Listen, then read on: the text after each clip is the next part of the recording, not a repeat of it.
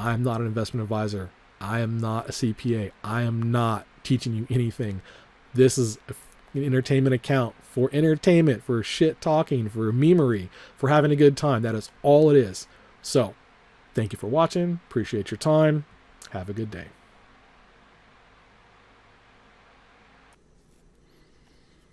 Yeah, I've been making content all over the place on Twitch and different YouTubes and just uploaded it haphazardly. So following this journey has been kind of hard, if you're not in like all my channels and things. So I'm just going to go ahead and start to push this into one area, make it easy.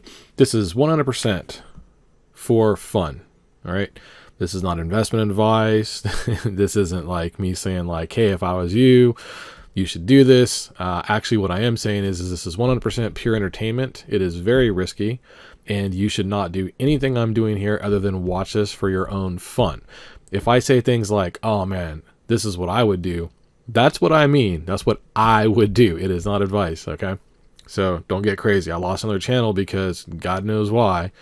Somebody took it as advice. Maybe like I said something in the wrong way, but let's just be clear up front. This is for entertainment. Okay, I sent over a very small amount of money because someone in one of my rooms was mouthing off about how traders can't make money. It's impossible. The only way you can make money is long-term swing.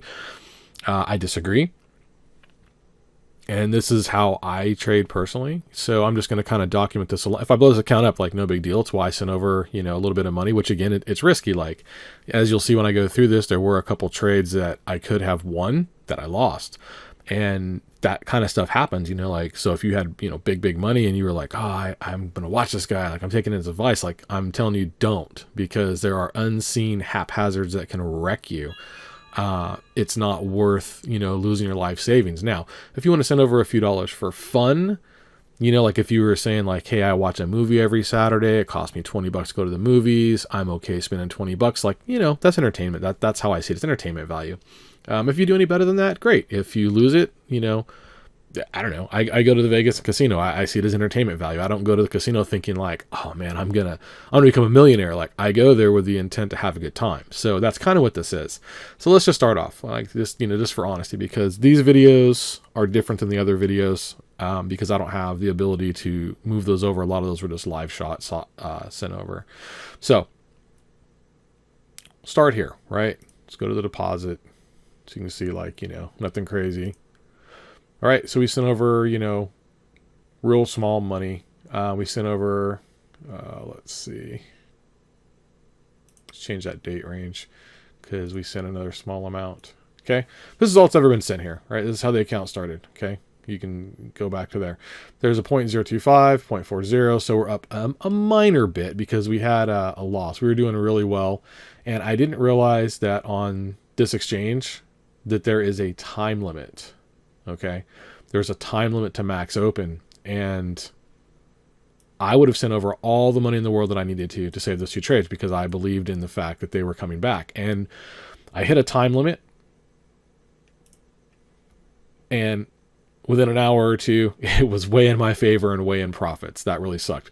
The hedge that I had missed, if you've seen some of my other content, it was a real fast switchback. I was a little bit too high on it. However, 6 hours, 8 hours after that other one was time liquidated, the long came into profits. Okay. So even then, I don't really consider those like losses. As you'll see, those are expirations. That's my fault. I mean, I can't be like, oh, that's not on me. Like it's on me. I didn't read the fine print of there's a 120-hour max open here. If you had anything inside of that time, you can push it for another 120, but at 240 max, no matter what, they're going to expire you. Now, I was very confident that that trade was coming back, which again, entertainment value, whatever. I was going to send over more money, and that's where you see that second send over. I sent over more money to make sure that trade didn't get lost. It sucked that it was going to be like a 5-day trade or a 7-day trade. However, it was going to come back in my favor, and it did.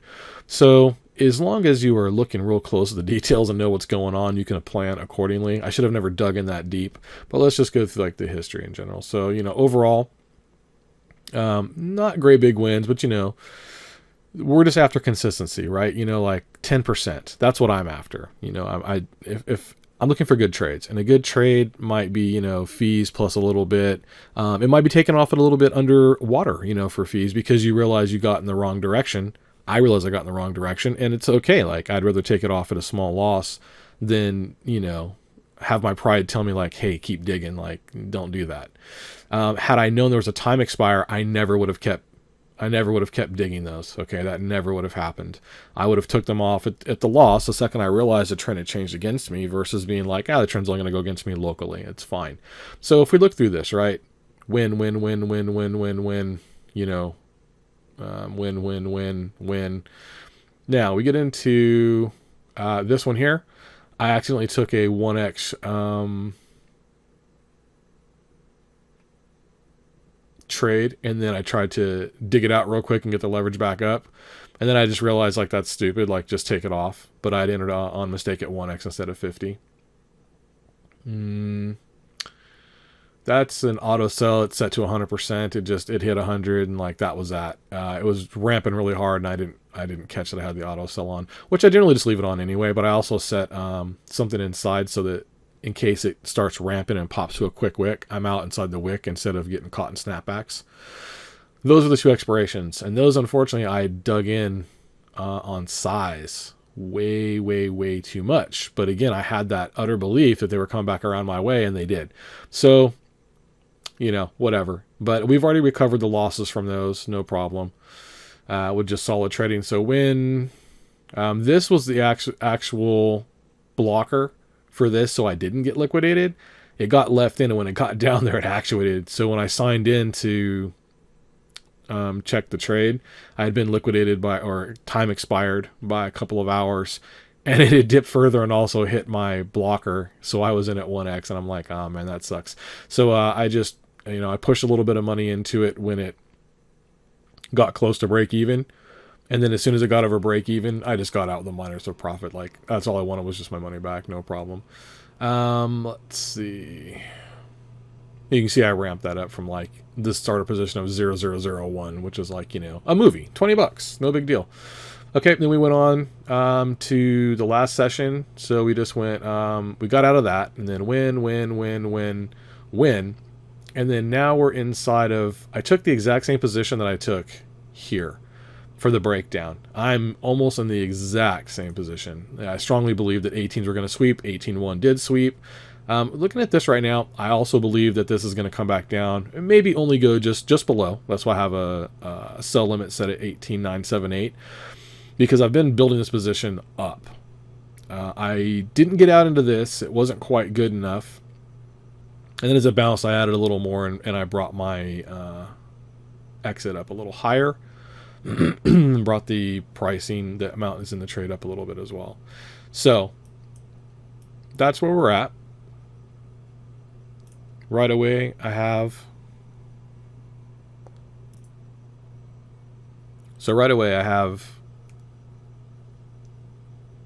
this trade set to sell automatically. Just get my money back out because I've been getting a little bit bigger. I've hit it a few times, obviously. That's why the leverage had gone down. And then now it's back up because I started adding higher leverage to make it a little closer to getting out. And this one is set that if it ramps back up the other way, that I don't get liquidated. I have an order set at 19,640 because my loss cut is 19,650 because I believe in the trade will come back in my favor. This one probably won't come in my favor to any kind of good gains or any kind of good percentage, but showing good trading and good trade management, that's kind of what it's about, good trading. So we'll see. This might turn into, hours of management, which we don't like. I don't want to do that. I want to get involved in a decline or a rally. I don't want to get involved in some sideways bullshit that might go either way. Potentially that might be where we're at now. But anytime that BTC does come down and break below the lowers of about 19.1, you generally get a quick dip on the other side. You at least get a little test, They kind of shake out the last little bit of people before they run a rally. I want to get out into that side. Now, if I see this come back down here and it just never starts to snap off, starts to grow some strength, like, I'll just get out. I don't care. And that's kind of looked over at when I look at BitMEX. I look at the 3 minutes, the 5 minutes, the 6 hours. Most people that are trading this style of like 1 minute war, they're not gonna look at like order flow and stuff. But I do like to look at the books. I like to look at funding personally. If this is like longs paying shorts right now, and it's not very costly for them, right? And the next one, it's also going to be going down. They can maintain a position forever. When this number starts getting big, like 0.3, 0.4, or even like 0.3, those people are going to get out. And if it's, shorts paying longs and there's a lot of people buying in, I want to be on the other side of that, because usually it'll make a rally. Depends how much supply is above, but if there's not a lot of supply and those people want to get out before they pay funding, you can get into those wicks. And those are logical good spots. So I like to glance at it. I know some people think it's not relevant, but it is relevant to me, especially when all the big players are arbing into spot. So if you come over here, you got spot for Coinbase price. I like to see if Bitfinex and places where you can leverage are running higher or lower than spot. That kind of tells me, interest level a little bit. And I also like to use tensor charts. I like to look at the last 10 minutes of any trade that was over 1 BTC. Same for here, any trade over 1 BTC. And I really enjoy looking at the heat map candles and the clusters. I like to see where the walls are. This one's set to BitMEX. I generally just look at BitMEX. So there's a big wall. That's what this deep yellow is at 19.5, right? And it's been consistent for a while, ever since this has been going on. There's some walls that have been placed and pulled. They disappeared. They've been moved up. It looks like they are trying to slowly tighten it up and maybe push it back up to like the 19.5 level. 19.5 has been a magnet for a while. But looking here, I really enjoy seeing what's going on. Like, what is the interest level? Right now, it's exactly balanced out. There's 7.6 to 7.5 with 66, people chipping that away. And if I see like the ranges are pretty good and tight and they've been consistent and it's sideways, I'm losing edge, right? If this is coming down hard and like the walls are being pulled, then they're kind of putting pressure on the top and pushing it down. I try to chase the directions of the walls for my entertainment. And again, it's just one more little thing that I look at. It's not required. So right now, the ability for it to break down was rejected at 140. It was also rejected at 1981, 19,081. That nice little slow bounce could push into a cover rally, right? So that's why I like to go look at exactly this. There's no push on bears to have to cover. So it would have to be almost entirely interest from bulls believing that this is like dried up, it's bottomed out, it's ready to go.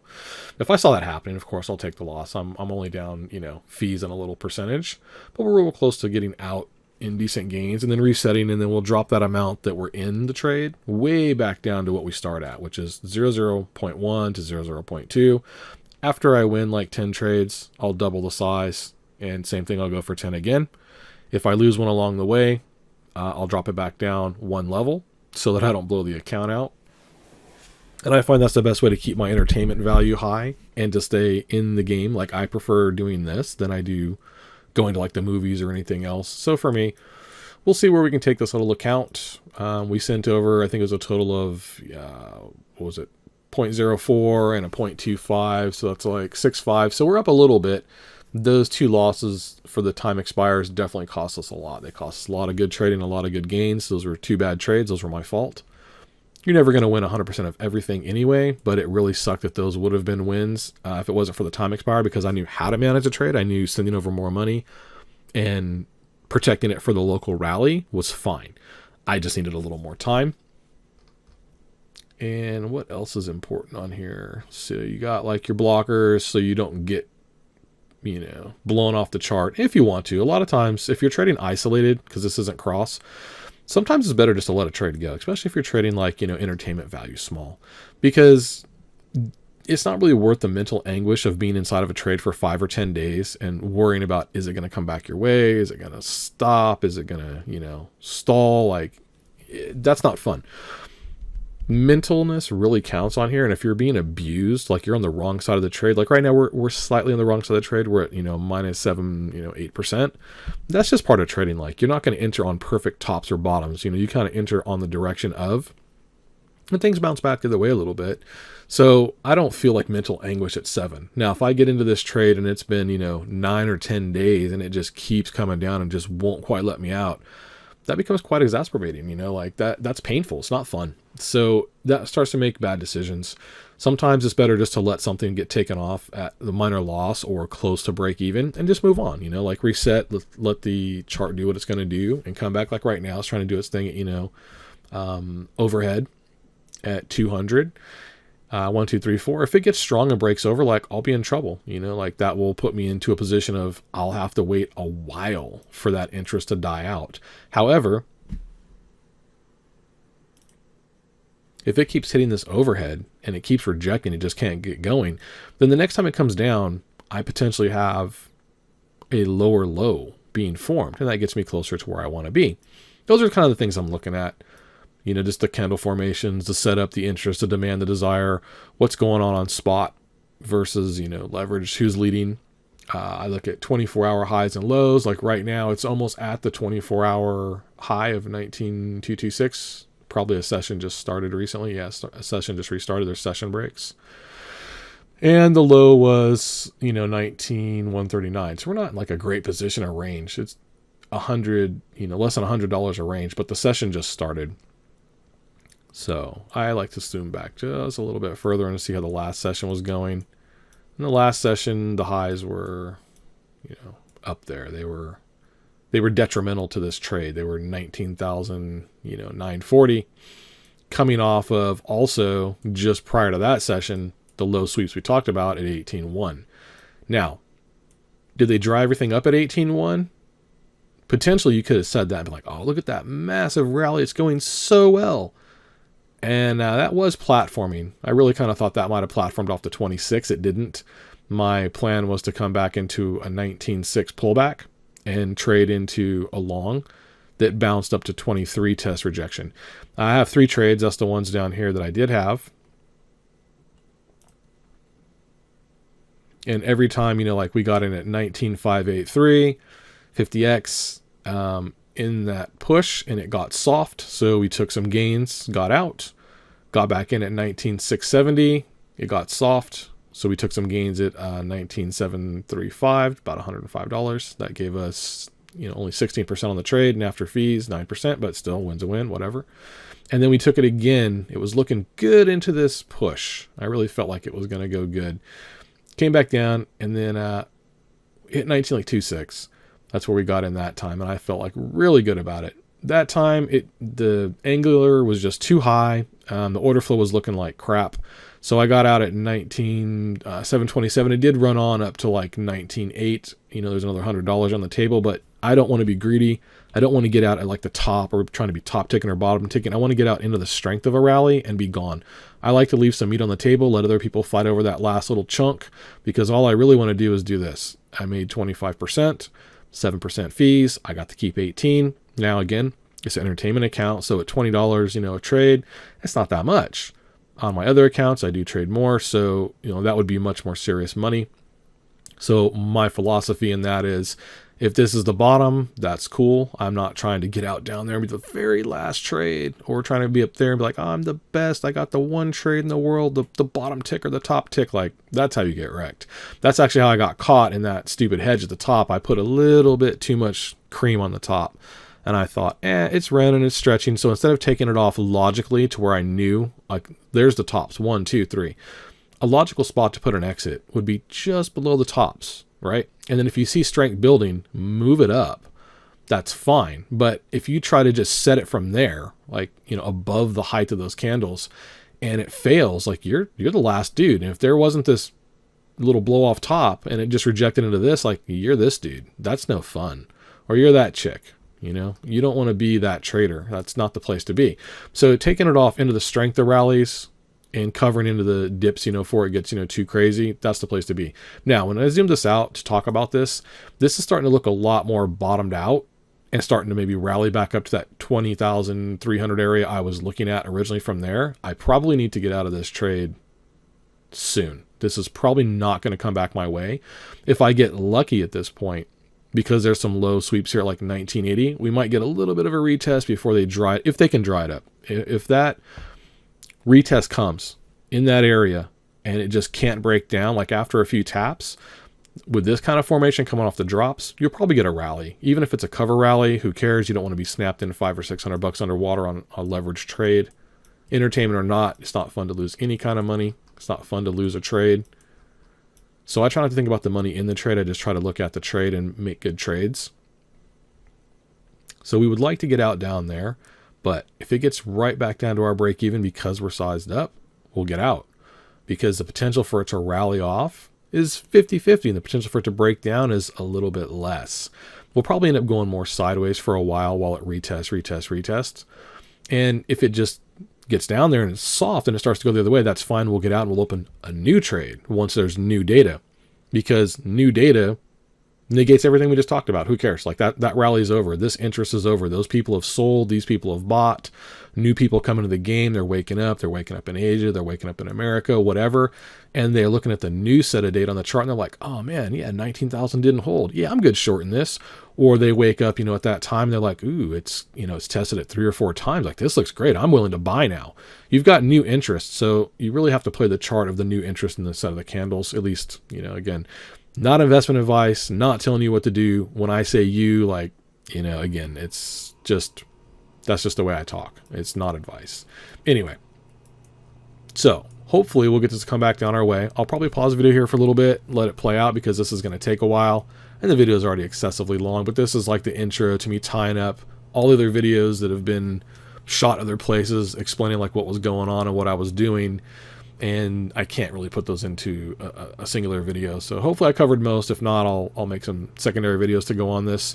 If you want to join me in seeing when I'm trading live or watch videos that I do put out, I'll put a link below to Telegram so you can join, and some of the rules there. Again, you have to accept this as entertainment advice. This isn't like advice, for, not entertainment advice. This is just entertainment. There is no advice. So again, however I'm speaking when I say, hey, this is what you should do, not advice, not the thing. So if you're willing to accept that, you're welcome to, hang out and see how I grow the wallet or blow it up, and talk about mistakes made and things that I would do differently in the future. And I'll put a link to there. So I'm going to pause this for now and we'll come back and see how this plays out. This could be good or bad in the next half an hour or so. Thanks for watching so far. All right, so it's been a little bit. I want to pop back in and mention something. This is a spot where if we were in no trade, what would we do here? What would I do here? I'd be thinking, all right, I've got 2 setup choices. Obviously, I can go long or short. And if I wanted to go short, what is there edge in my favor on the chart? 1, 2, 3, 4, 5. There's a potential rejection play. So you'd be saying, hey, I'm going to take the rejection short. Or 1, 2, 3, 4, 5, I'm going to play the breakover long.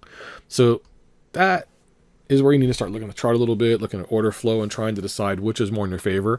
If there's no edge in your favor, there's no trade. So it doesn't matter that it's set up this way. If there's just nothing to really decide, then I don't take the trade. Why bother? It's not a good trade. Now, right now, this is starting to pop over. If I see this pop over, I might pop into a long real quick, right? I'm already also in the other side waiting for something to come down, but it doesn't mean it's going to come down directly from here. It doesn't mean, that I can't take a good trade up to is there a good trade? Even if it pops over, where could it pop to? I mean, where's the next overhead that it would probably stop at? 19,228, that's not enough. I can't get out in gains. So 268, that's a potential, if it's 50x, it's like a 10% trade. It's not very good. The risk is high. Now, if we broke over that, 19,311, that's a decent trade. There's $100 on there. It's not bad, but this is a 50-50 trade. It could go either way. So until there's some data that tells me, which way the edge is breaking on this tug of war going on right there. Because if you wipe all this off and you just look at that, there's a tug of war. These guys tried, these guys tried, these guys tried. Who's going to win? Are these guys going to wear these guys out and they're just going to pull them over? If that's the case, looking how it looks 263 looks logical, but that's not enough money to get out. These guys can't make it. They pull it back 169 again. It doesn't look strong either direction yet. However, again, if like somebody wakes up, there's CPI news or there's some other crazy thing that just adds a lot of interest and demand one direction or the other way, then you'll see big spikes. Like when Jerome Powell ran his mouth, like he spiked, $1,000 dip in 12 minutes. That's rough, especially if you were just watching this and like all things were equal, it's just little traders, getting worn out once they made their buy. Because if I'm interested in buying right now, like once I buy, like I'm done. I'm out of the game. Like I've got my position. That means there's other people sitting on the sidelines deciding like, hey, is it my turn? Am I getting in? Do I not want to get in? Am I pushing money in? Am I not? But when someone like Jerome Powell speaks and says, yeah, we're gonna blast, basis points, a lot of people said, ooh, I know I want out right now just in case this goes bad. And that's an emotional reaction. So sometimes you'll get clipped in an emotional reaction that you can't do anything about. That's nothing can be done other than the fact that if there's certain events that make emotional reactions, you probably should be watching out for them. Like if Jerome Powell speaks every 2 weeks on Thursday at 7 a.m., you probably don't want to be in a trade at that time, unless you feel like strongly of what they're going to say. And you can pre-position a little bit, but that starts to be guessing, and like you never know, they might come out and say, hey man, things look great, we've changed course, and then you're extra screwed. So that's the kind of position that I'm looking at. You can't avoid those things, but if you can, try to learn those things. If not, just try to trade the chart, looking at good trades, good pattern formations, and things like that, and then scaling down or scaling up based on, how much is it in your favor. Well, I just said that trade's 50-50, like it's not in my favor, so I wouldn't really go any bigger than, let's see, normally I would be starting at 1, like when I don't know and like I'm just waking up, I'm starting to look at the next trade because that's about the cost of a movie, right? At this price point. If I feel there's edge in my favor, I might take that first trade and then add on to it. If I feel that it's already really strong trending, there's a good trend in motion, I might scale up a little bit. That's the kind of things that I'm thinking about in reducing my risk. Those are options that I have. One, trading patterns that I've seen in the past that I have a good indication of they're going to be more in one favor or the other versus 50-50. If I've seen this particular pattern set up 100 times after a drop, and 75% of the time it breaks over for $300, well, it's 75% in my favor. Like that's just the data on that particular style of trade. Could it go against me? Because people are like, TA doesn't work. Like, well, no shit, Sherlock. Like nothing's 100%. Nothing is ever going to be 100%. But I'm just looking for edge, just in my favor. So if I can get better than 50-50, then I've got a better chance, of making a good trade. And that's really what I'm looking for. So like right here, like we're starting to see that rejection. We could see a snapback all of a sudden, but I would like to see the rejection. And if the rejection starts after that many taps, it should go deeper based on, things I've seen in the past. That's just kind of how that happens. If all things stay the same, that's kind of the way things work. The more screen time you have, the more you've seen repeats of the exact same thing happen over and over and over and over. So again, you might run into that 30% where you've seen it 100 times and 70% it went the other way and 30 it went this way. And that's the time where you get clipped. So I set my amount that I trade accordingly to that, because that's another way to mitigate risk. Other ways are put a stop loss in, add a loss cut in front of it if you want to go all the way to the point of where you would lose the entire trade. That's possible too. You can set sell limits as soon as you get in. Smart sell limits, in case you get some random, fast wick or you step away. Instead of, getting the entire trade, you'll get something back that's better than fees and unrealized. That's just kind of like the ways that I handle my trading. Again, entertainment, not suggestions, not things you should do, but that is how I personally mitigate my risk, is in those boxes. Trade size, sell limits, stop losses, hedges going the other direction, etc., etc. Keeping track of where spot is versus this so that I don't, feel like, oh man, like, because on Coinbase they can only buy, right? But some of these guys are hedging around, from leverage trading to de-risk.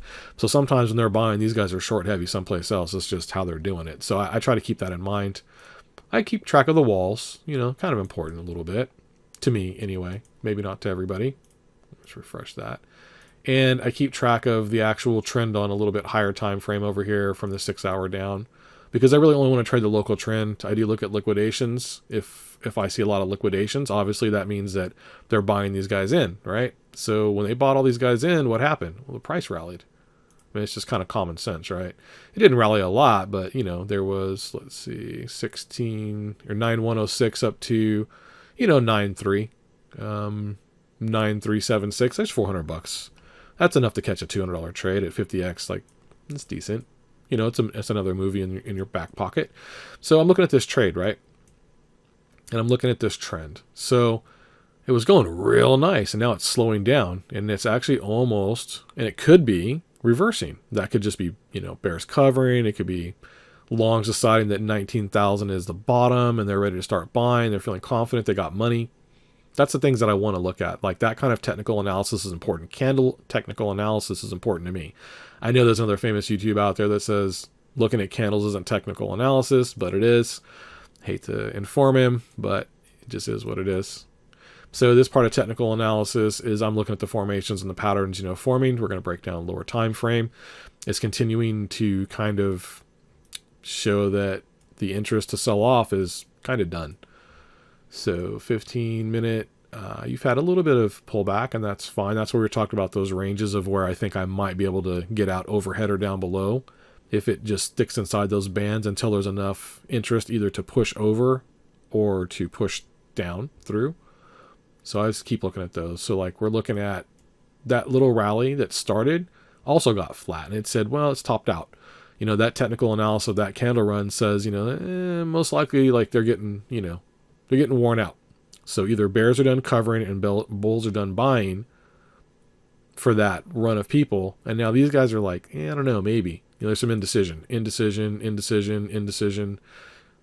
light indecision. The longer the wicks are on both sides, the greater the indecision. So since we're so close to getting out, I'm so close to getting out, we're looking at just a small run of candles starting, just retesting the lows. If we see the low get retested and it falls short, then I want to get out because then it can't even, you know, get past the last lower low. Now, if it breaks past this one and just goes to here, I'm like, okay, it'll probably bounce again and reject again. It's just not worn out enough. And that's where I looked at this. Now, I do want to see it go past this amount, which is 19,072. If this bounce comes down here and made a higher low, and then this one rejected from a higher high, that's pretty good. If this one doesn't come back down, though, and make a new lower low, I probably got to let the trade go. Like, it's not a good trade anymore, right? And all I want to do is good trading. So here we are back over here again on the 1 minute. We got down to like, what was it, 1990. And then we spiked right back up, you know, to 10. So, you know, getting that breakdown is getting potentially less. And getting the pop over is getting more. So that's kind of how I'm looking at edge on the push and pull. Because pull, push, pull, push, pull, push, pull, push, pull, push. Eventually somebody's going to win, and it's going to look something like this. It's going to be all pull. You know what I mean? All push. So, in doing so, we still have the option to take a long, right? Is there enough push to make it worth our time while we're waiting for the pull to bring us into money to close out a good trade? No, not yet. But it's gaining now. If it pops over and it comes back down in test 2 and starts to hold, then there's going to be a minor rally. Like, you know, there's going to be confidence instilled, and that is really what I'm looking at. So I'm going to pause this again. I'm deciding right now, you know, if there's a push-pull for me, if there's going to be a push play, or if I need to just sit tight in this pull play and let it pull back down close, and or just take this off in a loss and move on. But I'm going to pause it for now. Okay, so we're in a spot now where after looking at the chart a little more, I think that we probably aren't going to go too much lower past 19, and there's a potential for this to pop. I'm going to throw a hedge in here. I'll go ahead and buy this up. So I'm hedging that off, and I'll take it off at just a small percent, because I think there's a potential I'm going to lose this trade, or I probably should take it off soon. We'll see. I think I get out in a low sweep and a potential check, but I don't really want to risk it. So these might both turn red here in a second, because, you know, I'm trying to pin it on both sides. 215, yeah. So there's that overhead pop we talked about of 200. So there's the breakover play. So we need 7.5 to get out. We're in gains, but we're not really in gains. You know, people are like, oh, you're actually in gains. Like, yeah, sort of. Not really. But anyway, so I think that I might win this one on longer term. I think we're still heading back up to 20 in the local. with a potential to just sweep down to maybe the tops of the 1800 area. So let's just go ahead and drop in a blocker. So we're going to say, are we going to protect that to a full 6? Would I need to go that deep and drop the leverage down? Probably. So let's drop the leverage down to 1. So we'll split it to 25. We would lose this trade at 18,910. So we'll put in a 920 in front of it. Go ahead and buy that up. Stick it in front in case it gets down there to 18,910. We don't want to lose this trade before we get a chance to win. All right, so just check that real quick. Pop over. So we have a 920 at 1x. Pretty important. If that's another, 50 or 100, you forgot to, trade that down. It's really going to kind of screw you over a little bit. And as far as this up trade goes, if it hits 100%, starts running, it's just going to close it automatically, right? I like to leave that on. Sometimes I'll move it up, but as you see in the trade windows, I haven't let anything get that far except for one. There was only one auto sell, and I was going to move that up higher, but I went ahead and decided good trading is better than being greedy. Big believer in that. So we at least would like to get out of break even, right? Fees. Now, this trade's either going to produce real fast, or it's going to break down and we're going to have to wait several bounces before we get back in. So in case that happens, I might get sleepy. I might go eat dinner. I've got protection in, right? That'll drop the leverage down to 25. It'll push the cut loss away so that I have a few seconds to react and decide what to do. If I get some stupid pop here out of the blue, I would like to, just automatically get out. If I see it's getting weak as well, let's see, probably 320, all right? Oops, what is, no. What are you doing? Why are you messing with me? I don't know what's going on there, but anyway, 19,319. I don't like whole numbers so much. I like to either get out underneath them, or if I feel they're going real strong, a little over them. But we'll just put in a 19,319. We'll probably take this off by hand. All right, so now we're going to have 4 open orders. 1, a sell if it gets to that high, right? Everything that we currently have in the trade, 0.6. If we are going the other direction and things are just going against us, we have a 1x at 18,920 so that we don't get liquidated because we want to buy a little more time. Like, that's basically your insurance policy. Do you want to buy more time, or do you want to let the trade go? Like I said earlier, a lot of times for me, it's better to just let a trade go or to hand take it off at a certain point where there's, just maybe a loss of fees or break even when you see like it's just never going to get there. Now, of the other 2 trades for the other side of the 4, we have a sell down there at 18,978. Again, I'll probably take it off by hand the second that it gets down there, and it looks like it's just not going to go any deeper than this retest or this retest. If I don't see weakness, then I'll take it off by hand somewhere, even a little bit above or even up here. It's fine.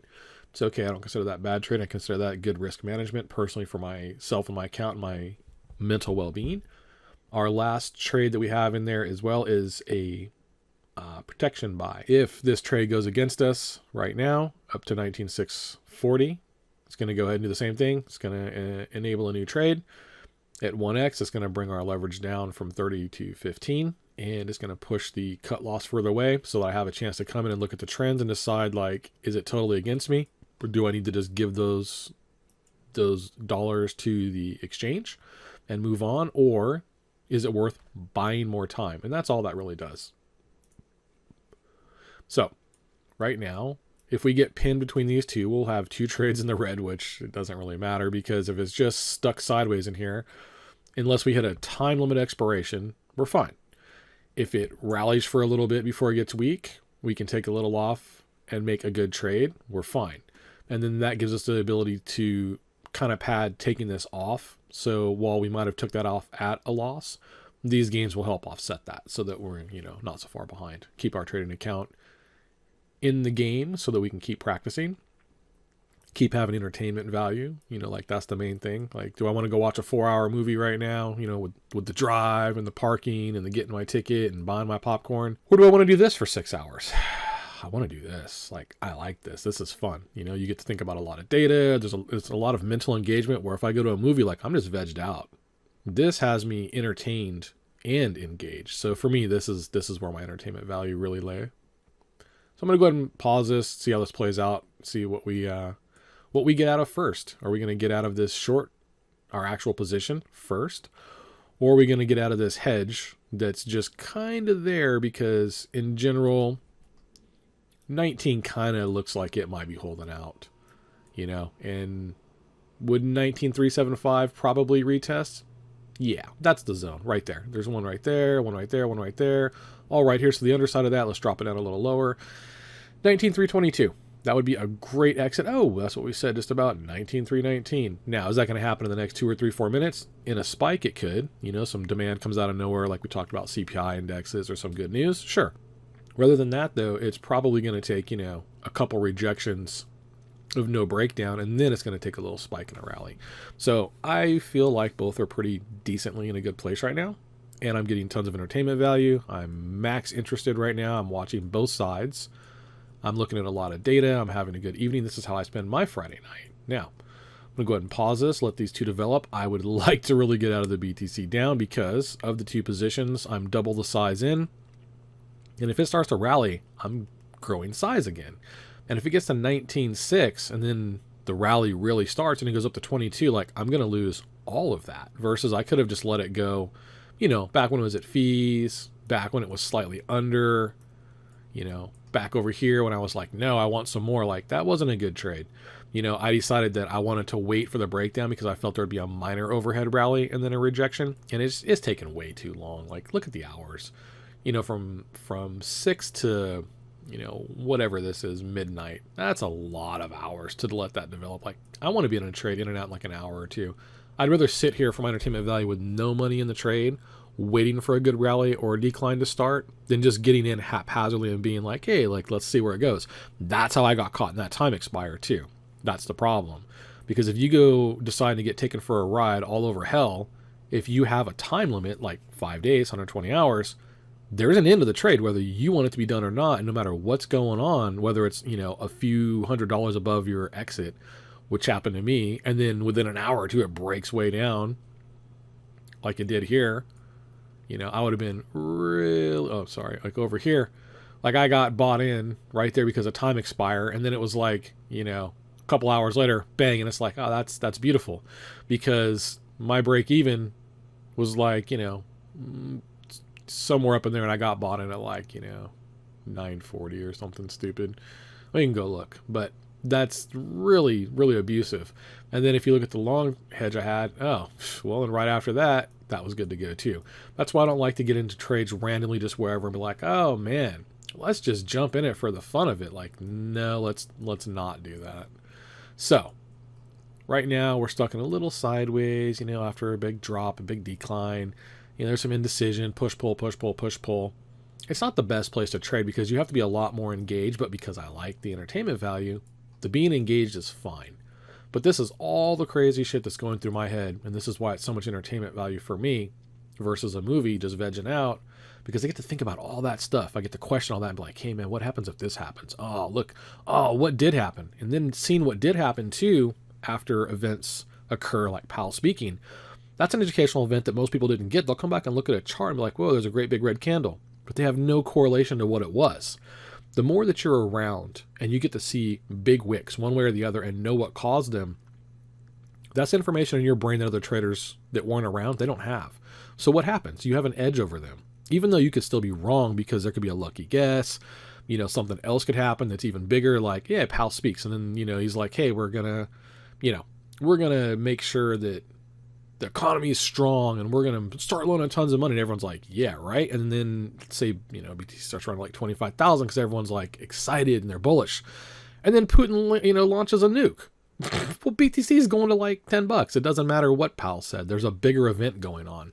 But once you start to learn what those candles are attributed to, this is why I say the technical analysis of candles is important, because how those candles were made can save you trouble in the future. At least, some edge. Because not everyone's going to know what that event's going to do or what potentially the event could do. And that lets you take the better side of the trade. And then the people that just don't know, that just want to be in the event, they're just your liquidity. That's all they are.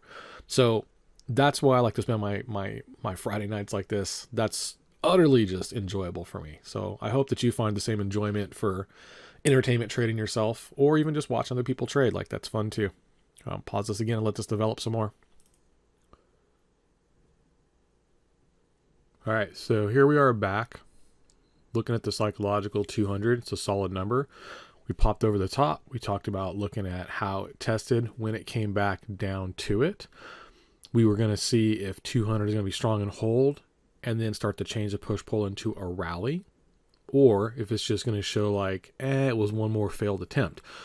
One more failed attempt psychologically starts to make people be like, cool, I'm safe. It's more going the other direction. So the pull power starts to add to pulling it down. Again, if it finds there's a lot of support, then people change sides and, they add to the rally. Hopefully right now, like I said, I would like to get out of the BTC down position first and then get out of the BTC up, obviously, because I'm dug in much deeper on the other side and I feel like the trend might be ending on the down, that there might be enough pressure to maybe rally to like 19.6 or 7. I don't want to be taken for that ride. So we're going to see how this reacts right here at the 200. What did we get? We got 197. That's not very good. It tested just a little over, and if it dries up, that'll be so bad. Really need it to start breaking down and testing like, what was this low over here? 18.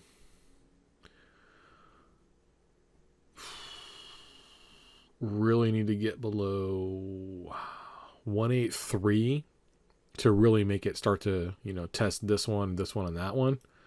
And I needed to test this one and fail, obviously, because that's where we're in at to get out. So, just going to pause it. Actually, I'm going to watch it develop for a second. 9.6. What are we at on spot? See, Coinbase spot.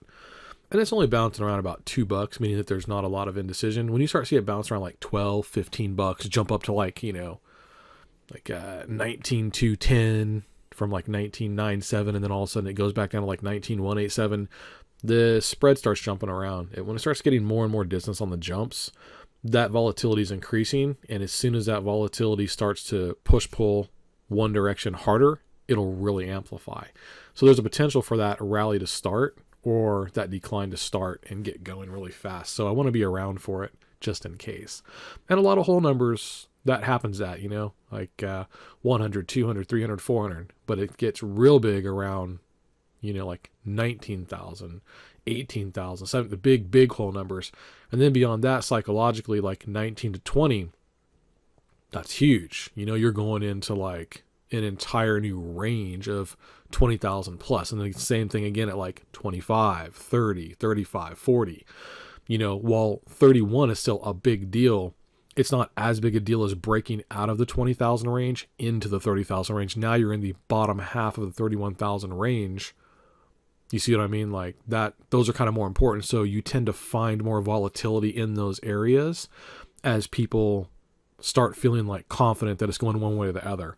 So I like to be around to trade those kind of things. Like right there, see, there's that 200 rejection. It's like there's someone coming off the sideline that feels like it's worth buying, versus being like, nah, this is just not good. 19.2's overpriced. Like it's too high. It's the bottom of the range of 19.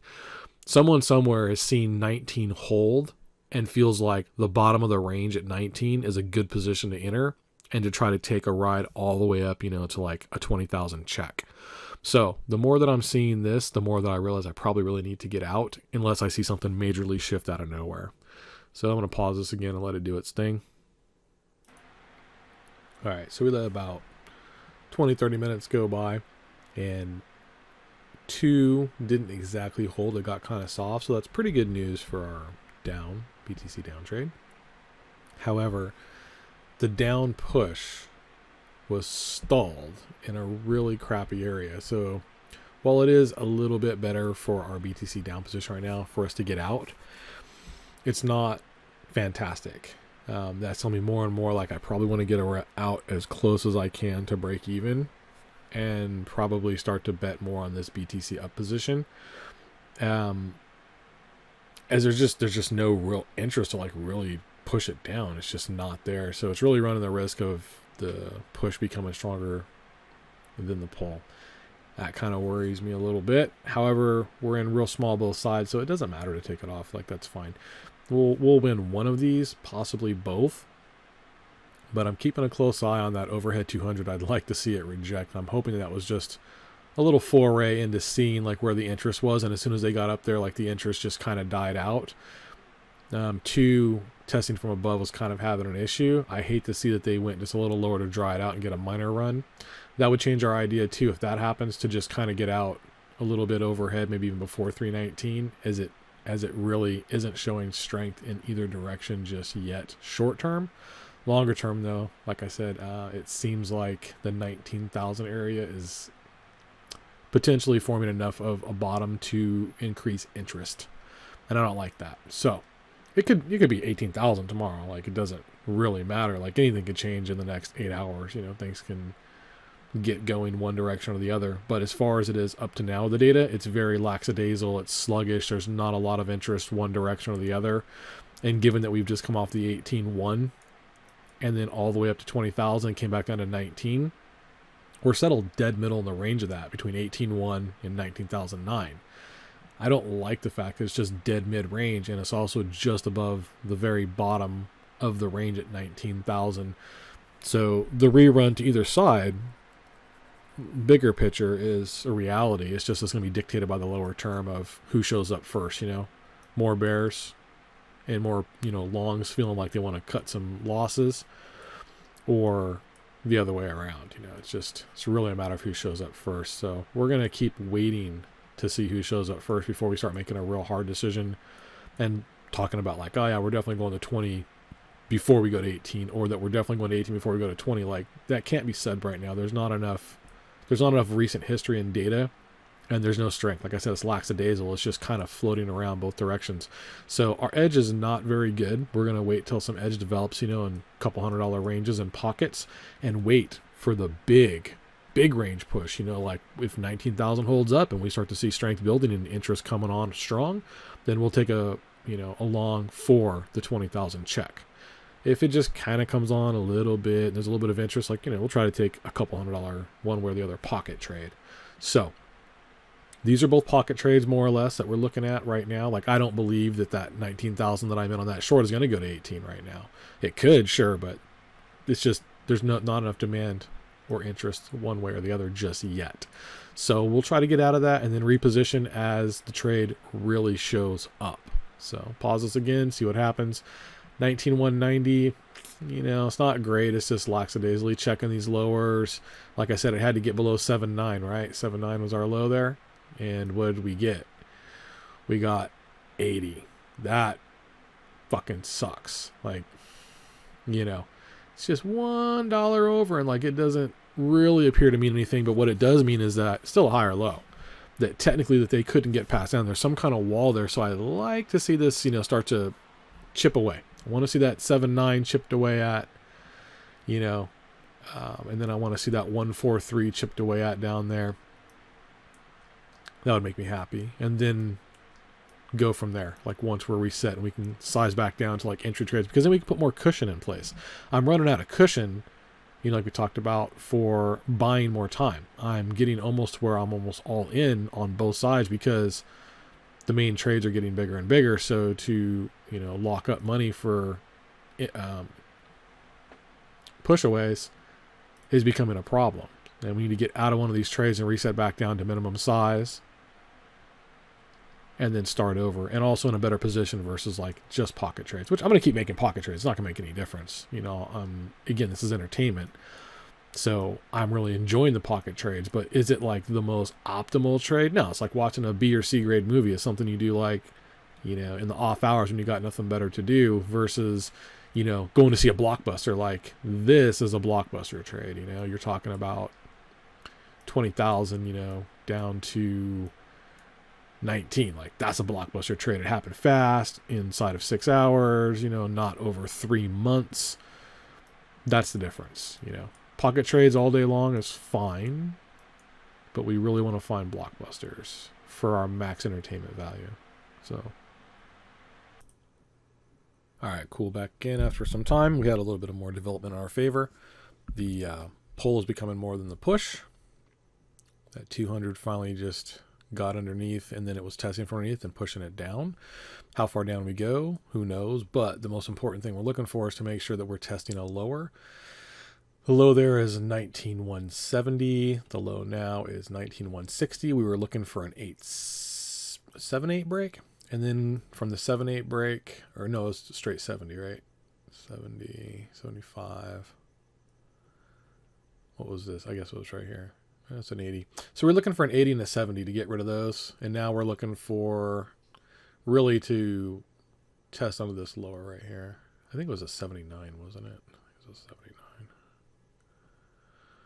76 is 81s. Anyway, we need to get down past, and let's zoom in a little bit. And not just because that's where our trade is, but it's because that's where that cluster is before it started to rally. And that'll tell us if we're probably going to get the under 19 break. What are we at? 19,139. So we got to get under 19,139 to really start to push that. And then over to the next one, which we said was 1980. And we're already scaled up size-wise, so we're kind of just interested in getting out. If this was like a brand new trade with like 0.1 in it, I'd be totally chill with letting it get around there and test the bottom and check it out for a few hours till it showed me that it couldn't do it, and then I'd move on from the trade. So right now our bottom is 160, and we're looking to go down below 138. 138 is our magic number right now.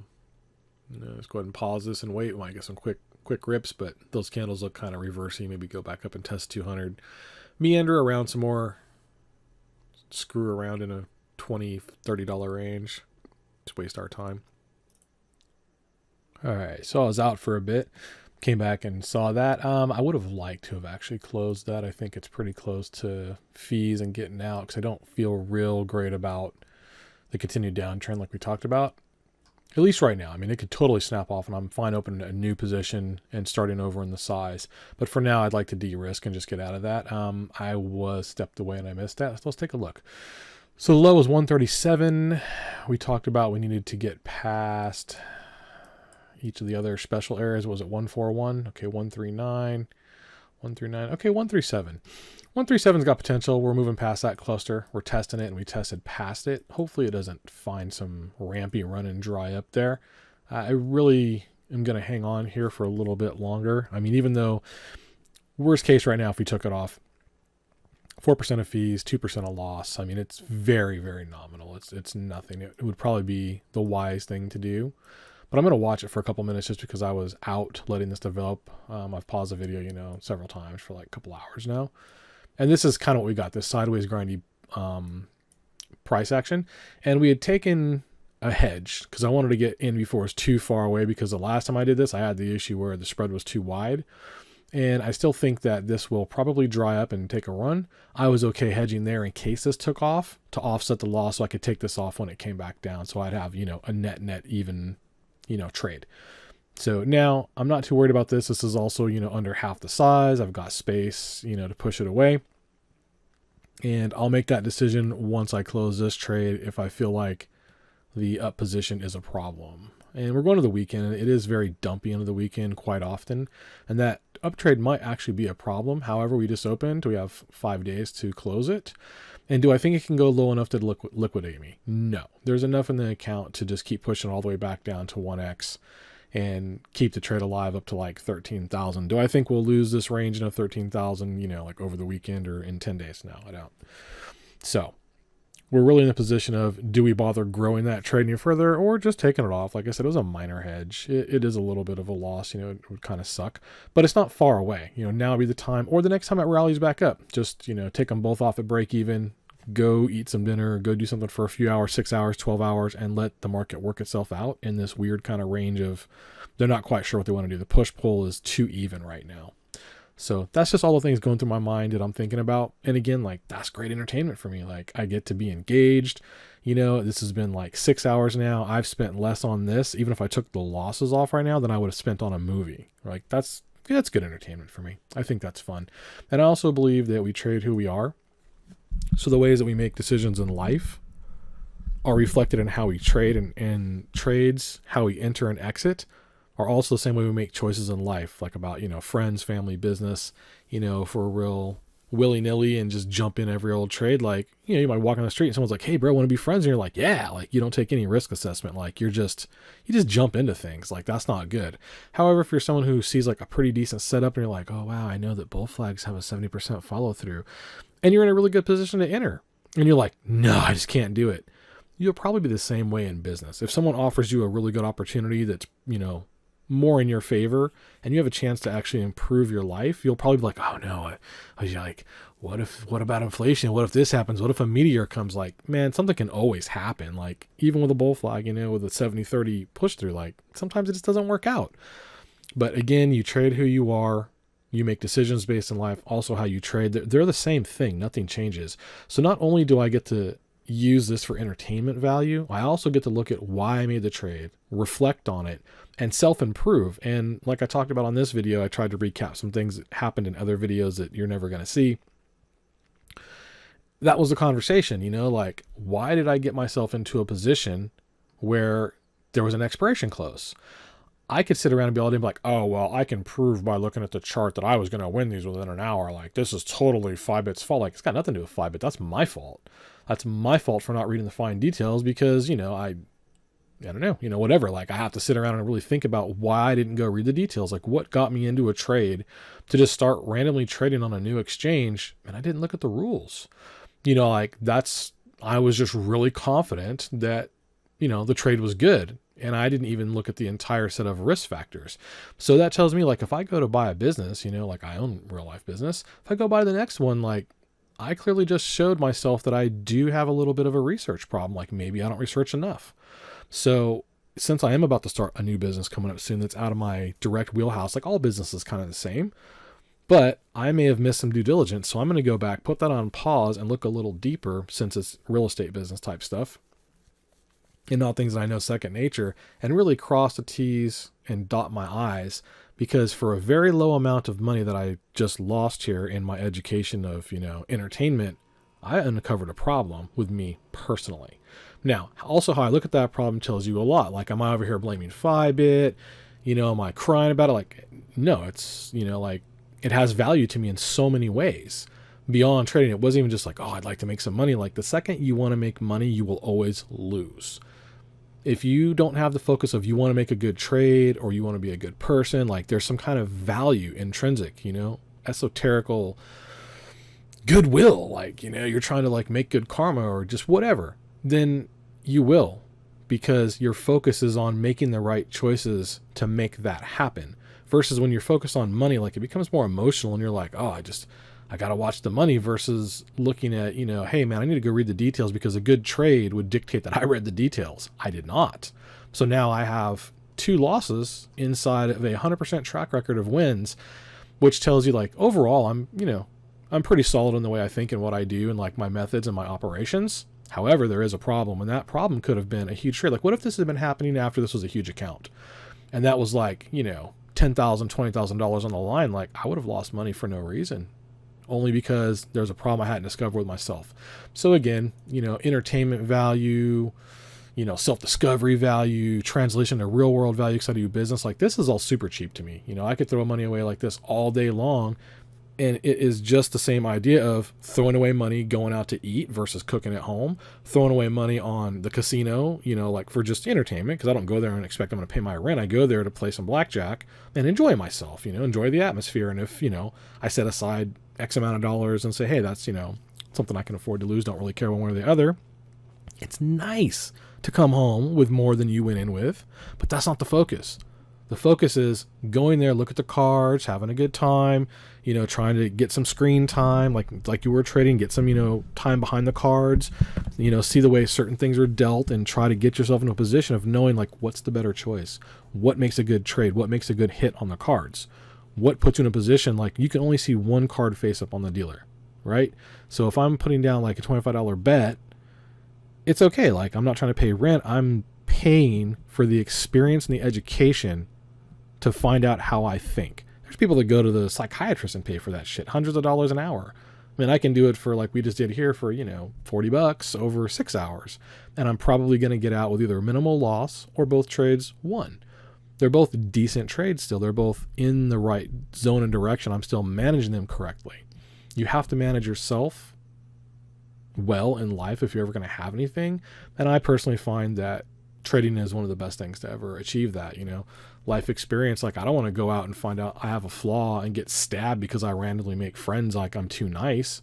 I'd rather see that I'm a little bit too cautious than I'm a little bit, just non-risk adverse, because that translates into walking down dark alleys, going into bars you shouldn't go into, placing bigger bets than you shouldn't place, at the casino, not keeping a good perspective on how life actually works, so that if you're alive tomorrow, you're not bankrupt or destitute or needing a handout. Like, that's no good.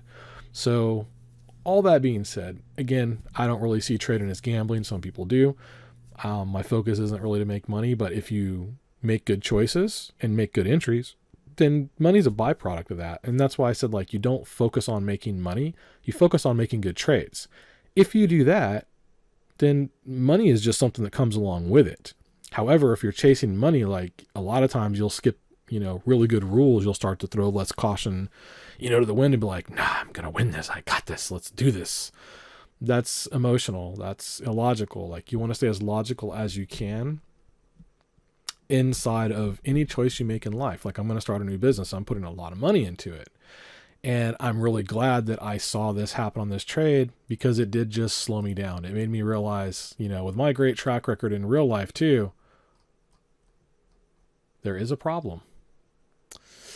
So I'm going to go back and look really, really, really close. There must be something I missed, or maybe this was just one of those things where I got lucky that there wasn't a finer detail. Like, had I been on a different account, not here where, they have a time expire and a max open, I'd have been fine. That's no big deal. And I treated this exchange the same way. I need to make sure I'm not treating that new investment the same way that I've treated all my other investments, which, again, I might get totally lucky and, still been sloppy and have no problem, but I don't want that to be the case.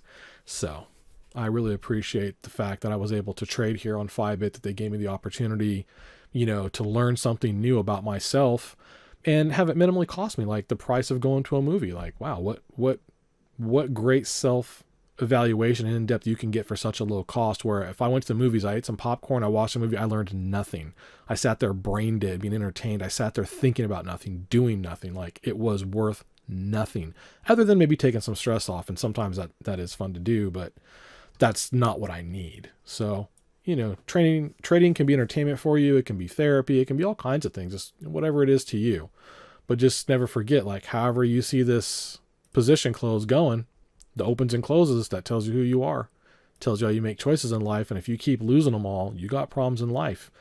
Like, you're taking on risks that you shouldn't be taking. So anyway, not trade advice or life advice. That's just reality. Like, Dr. Tharp writes about it. Dr. Elder writes about it. It's just basic psychology. It's got nothing to do with the fact that it's trading. It's got the fact to do with you had to make a decision, and the decisions that you make are bad.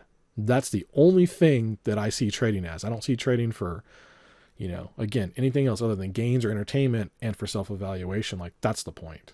So we're going to go ahead and we see how this played out.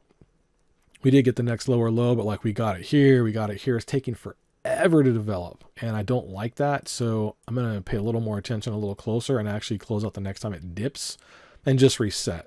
And I could care less if it drops down to 18 after that. I just need to be out of this size of trade and the time frame that it's getting into and the way it's setting up. Like, that's just a good trade. Get out, reset, and then we'll go from there. So I'm going to pause this, see how it plays out. Hopefully the next time I start this back up, it'll be a closed trade. All right, after another little break here,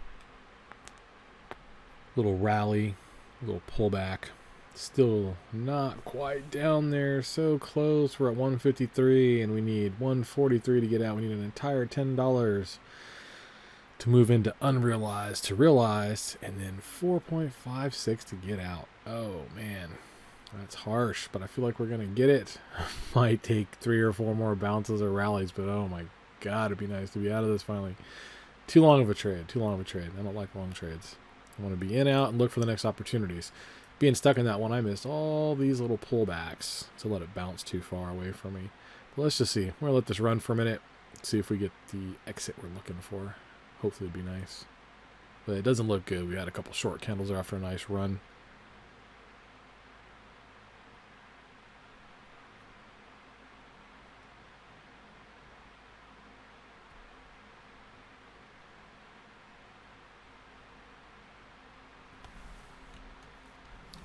150.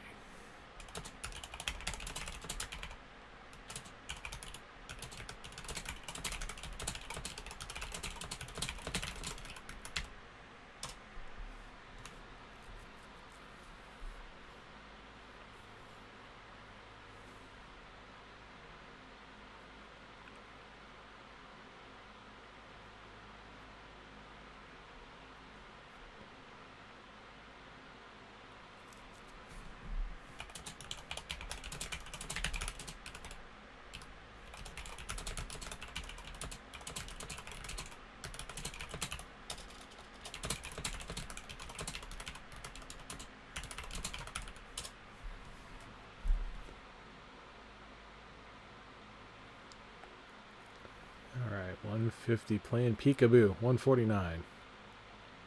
150.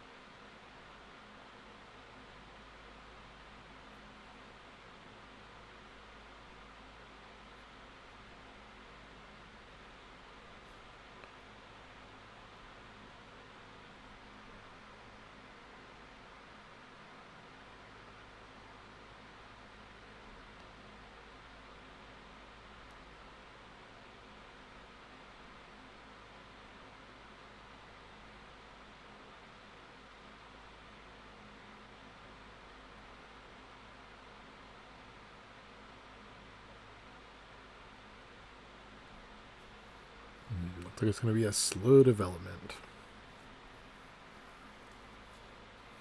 Talking to some of the traders here online while waiting for this to show its strength here at 150. Oh, it's a really slow trade. Like, they just can't get it going either direction.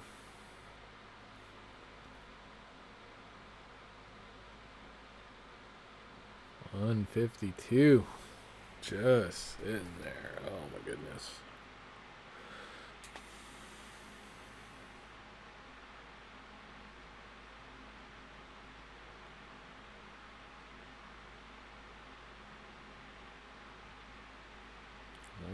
$154. Oh my goodness, gosh, it's so slow, so slow.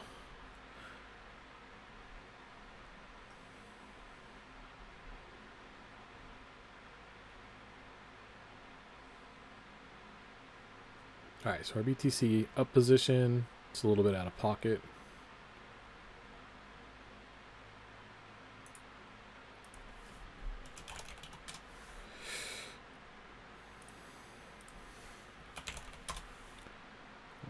Okay, I'm gonna pause it because this is gonna take another super slow bounce while it figures out what it wants to do. So we'll just pause it here.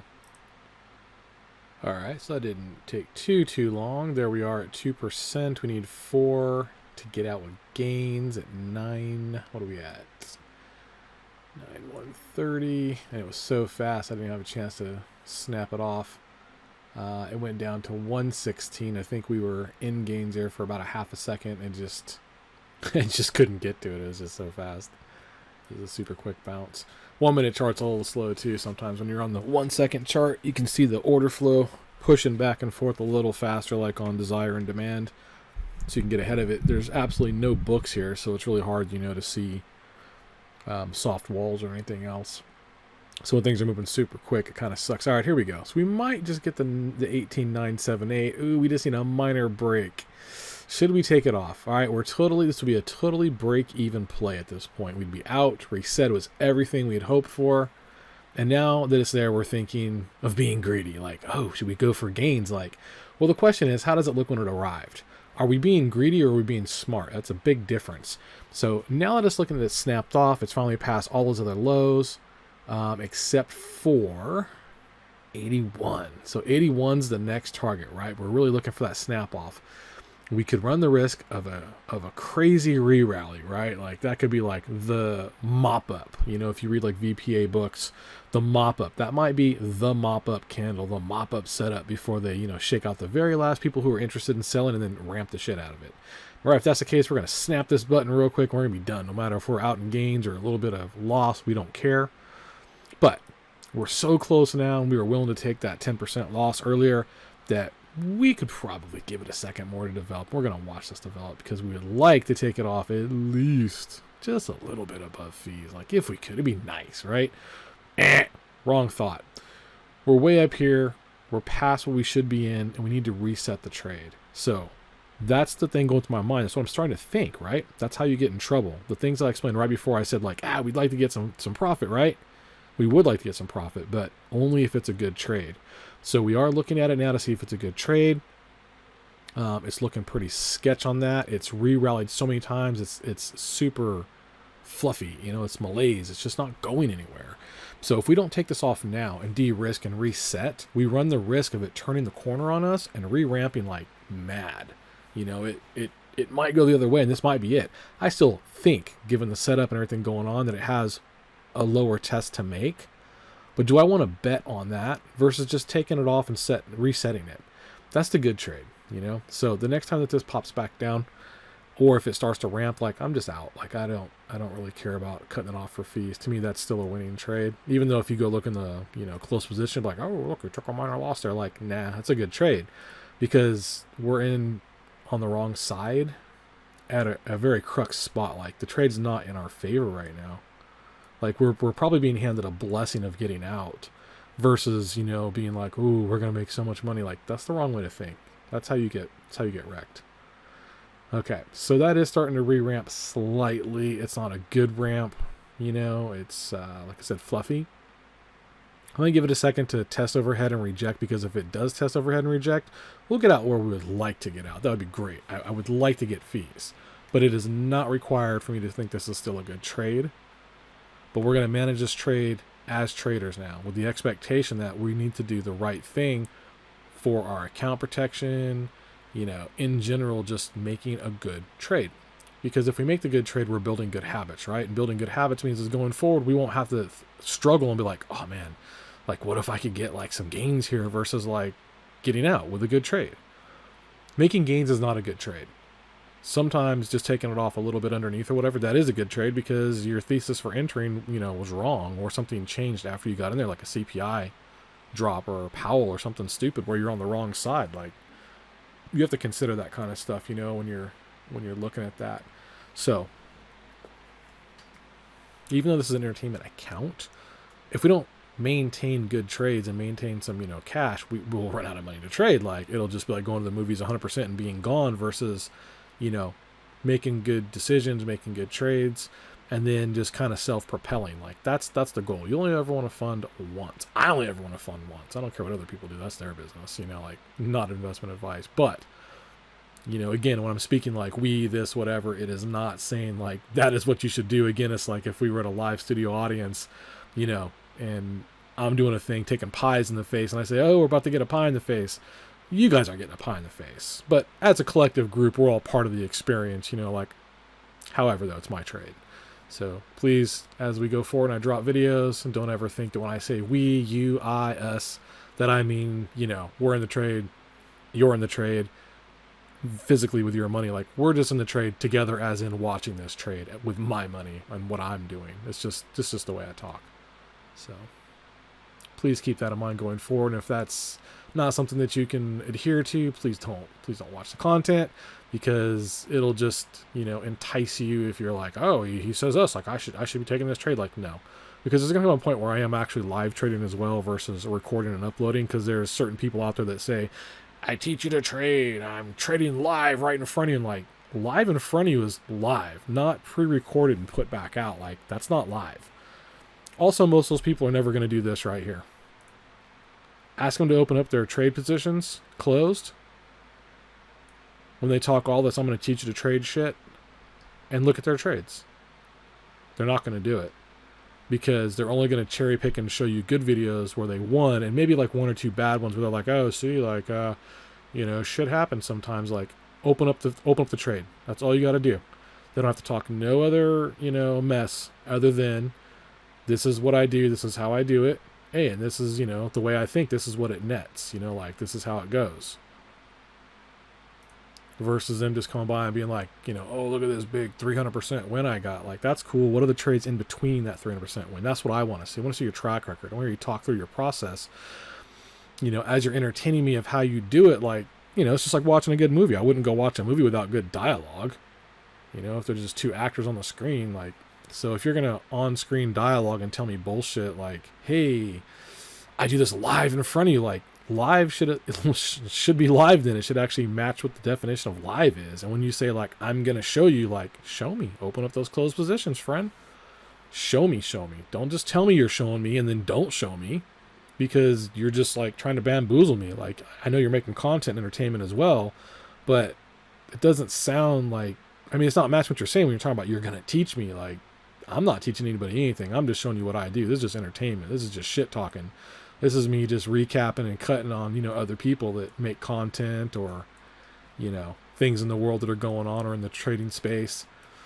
I'm not claiming, like, I'm going to teach you anything. Like, I ain't going to teach you anything. Like, if you do what I do, you're going to get wrecked.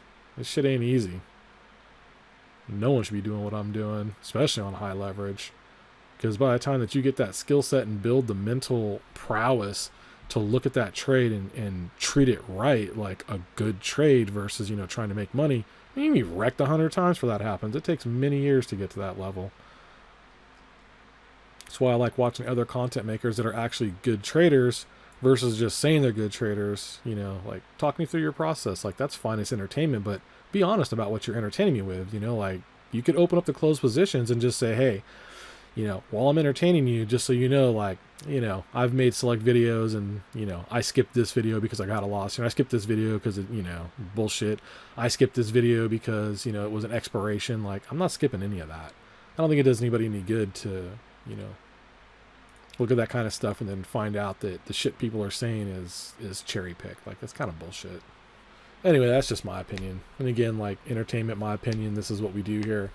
I'm mostly going to talk a lot of shit about other people and things that I think are not cool in the industry, not cool in the space. Not the videos won't always just be trading. Sometimes, they'll just be reviews of other people's channels and their crypto advice. I'm not going to name any names because there's some fights going on between bigger YouTubers, and I really couldn't care less about their accounts or who follows them. Because if you're following them, like, something's wrong with you as a content consumer, especially because they put out educational content, not entertainment content. And then they've been caught, accepting money and other things, and people are so shocked and they're so surprised and they're like, oh my God, I thought they were teaching me. Like, that's why I said open up the closed positions. It's as simple as that. If you're getting a payoff from, Celsius or someone else, like, disclose that shit. You're not an artist. Like, you're not getting, money like you're a model. That's the argument. And again, like, I watch that person's content. It's good GAN stuff. However, if you're going to run your mouth like that, and then all of a sudden, you get caught with your hand in the cookie jar, you can't start saying things like, well, I'm a model. Like, man, just disclose that shit. Everyone knows everyone gets paid for making content. If you've got a big following, like, you're getting paid. If you're dropping Celsius's name, or you're dropping, anybody's name, like, unless you've disclosed and said, oh, and by the way, I don't get paid for this because, I just like this product, then we know you're getting paid. So later on, when you get caught with your hand in the cookie jar, for the really, unbright people that are super shocked and they're like, oh my God, I trusted you. That's why you really got to say, hey man, this is entertainment content. If I'm even plugging Celsius, don't use Celsius. I don't care. Which no one's going to say that because they're getting paid by Celsius. So if you just are honest about who sponsors you, what money you've taken, whatever, then there's a lot less conflicts of interest. People can watch entertainment and not get themselves into trouble, when you're very clear about those kind of things. So, like, I'm clear. Like, I trade here, now on Fibit. I have a link if you want to use it. I'm going to get a little bit of money out of it. That's great. Like, you could use somebody else's for all I care. You could never trade for all I care. Like, it's not my concern I'm not trying to entice you to be like, hey, look what you can do here. Like, hey, like put your money over here. Like, this is entertainment. And if you wanted to use my link when you sign up for entertainment, I am going to get something out of it. That is correct. But it's not going to change what I say. And if these people start turning into, a crappy exchange, because I've changed several exchanges. I used to trade on several places where other people, promote. And they slowly over time changed. They weren't good platforms anymore. So, I might be on something other than Fybit after a while. So I don't want anyone to be like, oh, I totally trusted you and went on Fybit and they fucked me. Like, hey man, I expect these people to totally fuck me over. I expect to never get my money back out of this account. I expect that 0.07 that I have in here to be robbed from me, and I see it as entertainment value because I assume that, they're fly by night or, exchange rules, whatever, like, or they get hacked. Like, I just expect that. I'm not going to go leave my life savings on here. It's why there's, $1,000 in here. And that's that. Like, if it's gone, it's gone. I skipped 10 movies this year or whatever, like I lose an entertainment value. I don't go to the casino twice and I don't go, out to see a movie. That's just, it would be a lot nicer if the industry talked like that and was honest about shit like that. Because there's some people out there that, they've seen people in BTC make, crazy money, or they've seen people mine Ethereum, and those guys had, thousands stacked up over the years, and then when the run came, these guys are like multi-millionaires, and people are like, oh my god, I want to do what they do. And they become content makers because the way that they made the money is gone, but they still have the experience and the skill. It's just not really viable anymore, but they still want to sell that aspect of it. And they start suckering people in, like, to mining or whatever. Like, look how close it was when ETH was going to go proof of stake, and there were still people out there like talking about how great mining is, and buy some cards and get into it. And then people, put money into it at the height and the peak, and they never got their money back. Versus them saying like, hey, I'm a miner, this is what I do. If you want to do it, do it. But hey, by the way, it's ending. It's probably a bad idea. But hey, here's still the content in case, you just don't give a shit. Like, here's the information. So that's why I said, like, this exchange could be gone tomorrow. It could get hacked. Like, don't put any significant money in these exchanges. Treat it like entertainment, because that's exactly what it is. Entertainment. Now, if you're a real crypto trader and you have money, on an exchange, personally, I'm not going to say what exchange mine is on, but I would leave it on a bigger exchange that has a lot more to lose and has better security protocols, or that can cover it. Like, recently Binance got hacked. Well, they covered the loss. Cool. There's some places out there like that they're always going to have problems, but a little place like this, like Fybit, like, they're probably going to be gone and really gone. All right, so here we go. We're coming down to the 080 test. We're in gains. We could take this off.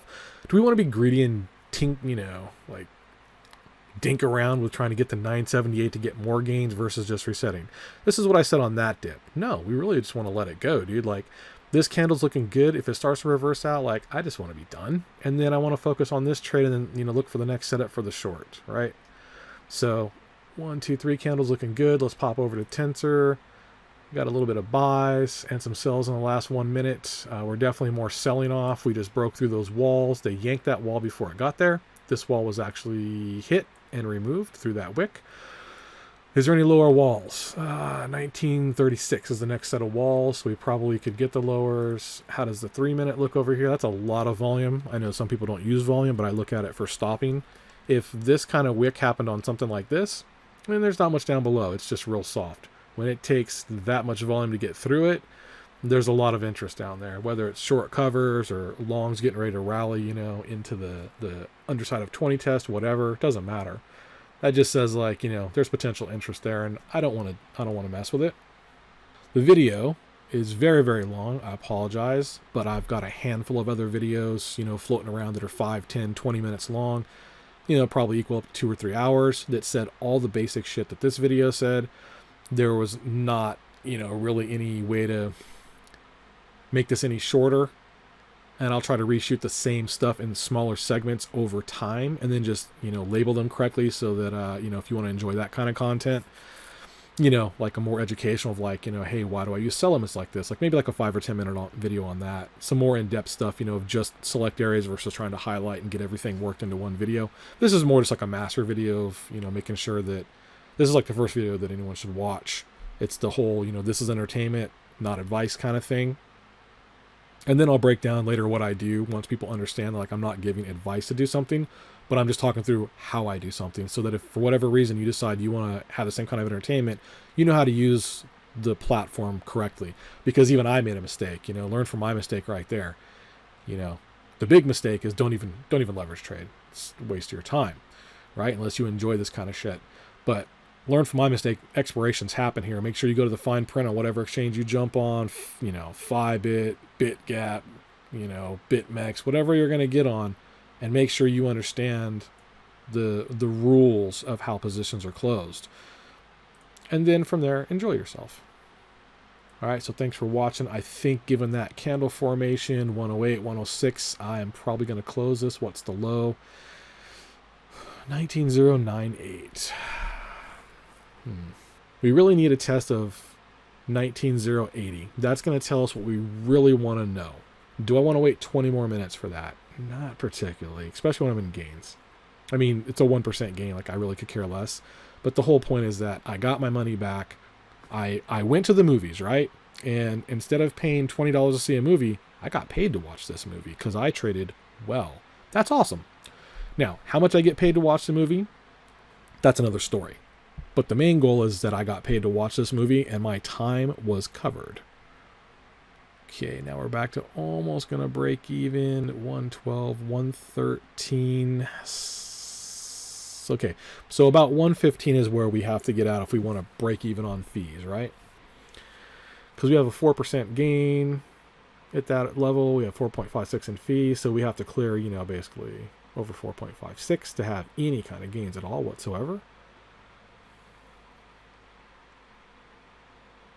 And then once we close this out too, we can also add that to the BTC up position. So when it starts to rally, we'll have access to that to add more to a good trade. Once it turns into a good trade and it's going to start crossing over into profitability, if it still looks strong, like I think it will later, then I'll add to it. But I can't add to it if all the money's locked up in an opposite, trade. All right, so our wallet right now is, let's see, what's our balance? 0.01698. Who cares about the 203? All we care is going to be a little bit bigger than 6982 after we close. And what did we get? What's that dip there? Okay, 94. We need 80. It's looking good. Like that could have been the rally. That's a crazy set of candles that say potential reversal, but it didn't happen. So now it's turning into a better trade in our favor. I feel a little more confident for waiting to take it off. And not because I want more gains, but because it's actually in my favor. That setup and that run of candles basically says, consolidate, drop, consolidate, drop, consolidate, drop.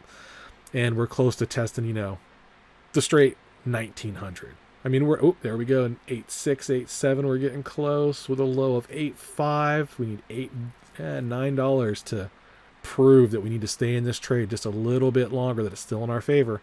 So let's go ahead and move our hand over the trigger, because we're not going to wait for that sell limit possibly. We might just get out. All right, 8.3, 8.4. We're getting there. What's spot looking like? 8.5, 8.1. Oh, it's bouncing around $4 or $5. Leverage is way above, $9, $10 over. Other places are one under. So this is really looking good for our favor, right? That's a great candle formation. It's a great continuation formation. The chance of this just wrecking and turning around are after you probably get a dip and a reversal check, right? So we want to get out probably right before that happens. And if it does happen and nobody tries to catch it, it'll just break down faster. But, we're going to buy into that breakdown. We're not going to try to bottom wick it. All right, so 8.6, 8.5. Oh, it's really, really clutch at 8, right? It's got to get under 80. Got to get under 80. We're at 8.6 is the low. What is it? 8. All right, 79. There we go. We're there. Now we get to see what really happens at the reaction of the 80 level. Is there anybody there that's placed buys at the 80 level? Nope. Here we go. 960. So sometimes what you'll find is people will put their stop losses or their buys at, just below like a last area wick, somewhere in that area. So it's generally a good indication to me if it's going to be a continued good trade.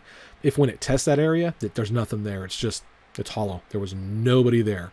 So the next place somebody might show up is probably right at the 19,000 line, right? Because that's the next, real solid area. So we probably get down into the 19,000 check.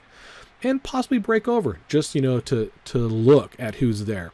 If they get into the 19,000 and they just find that, there's not enough liquidity to go down through the interest, then it's just going to rally back, and that's fine. We're out. If they get down there to check it and it's soft, it'll push past a little bit to look for where's the demand at. Is there any demand? 1940, 1948, 50's weak. We already said 80 was the number that we needed. All right, so now we're just starting to check lower. That's a good continuation of candles. They're getting bigger, bigger, bigger. One more nice bigger one will put us straight down at our set close. Super important right now too, because we're looking at this to see if we're going to get out of our long anytime soon, right? Because if we get down to 19,000 and it shows a lot of strength and a lot of interest, it should start to rally off, and then we'll win this one as well. If we get down there and it cracks, ooh, then we're going to need to use our loss cut, scale our position up, and use our insurance fund of pushing it away. So at least I'll have this money back for insurance fund, right, to push away a liquidation and stay in the game a little longer and decide if that's going to be a good trade. That's really key. So right now I've only got available 3.6 on the backside to keep doing that. I need to get out of this trade, get that money back, and free up all the money that I have for insurance against this loss cut, because I have a lot of money tied up in loss cut and the trade that I may need in this one to force a win. All right, 968. We're ramping back up a little bit. Let's see how it tests on the underside of 80. That's kind of important. If it tests 80 from the underside and it's weak, we should get its head pushed back down one more time. However, that run of candles was beautiful, just beautiful, and it stopped. Same way these did though, like, it's real slow. It slowly breaks down. It's got a couple good candles, stops, consolidates. Now, do I want to sit through this with a potential re-rally? Heck no. That means I'll definitely be out because I'm in gains, and all of the things I've said why I would get out are still there.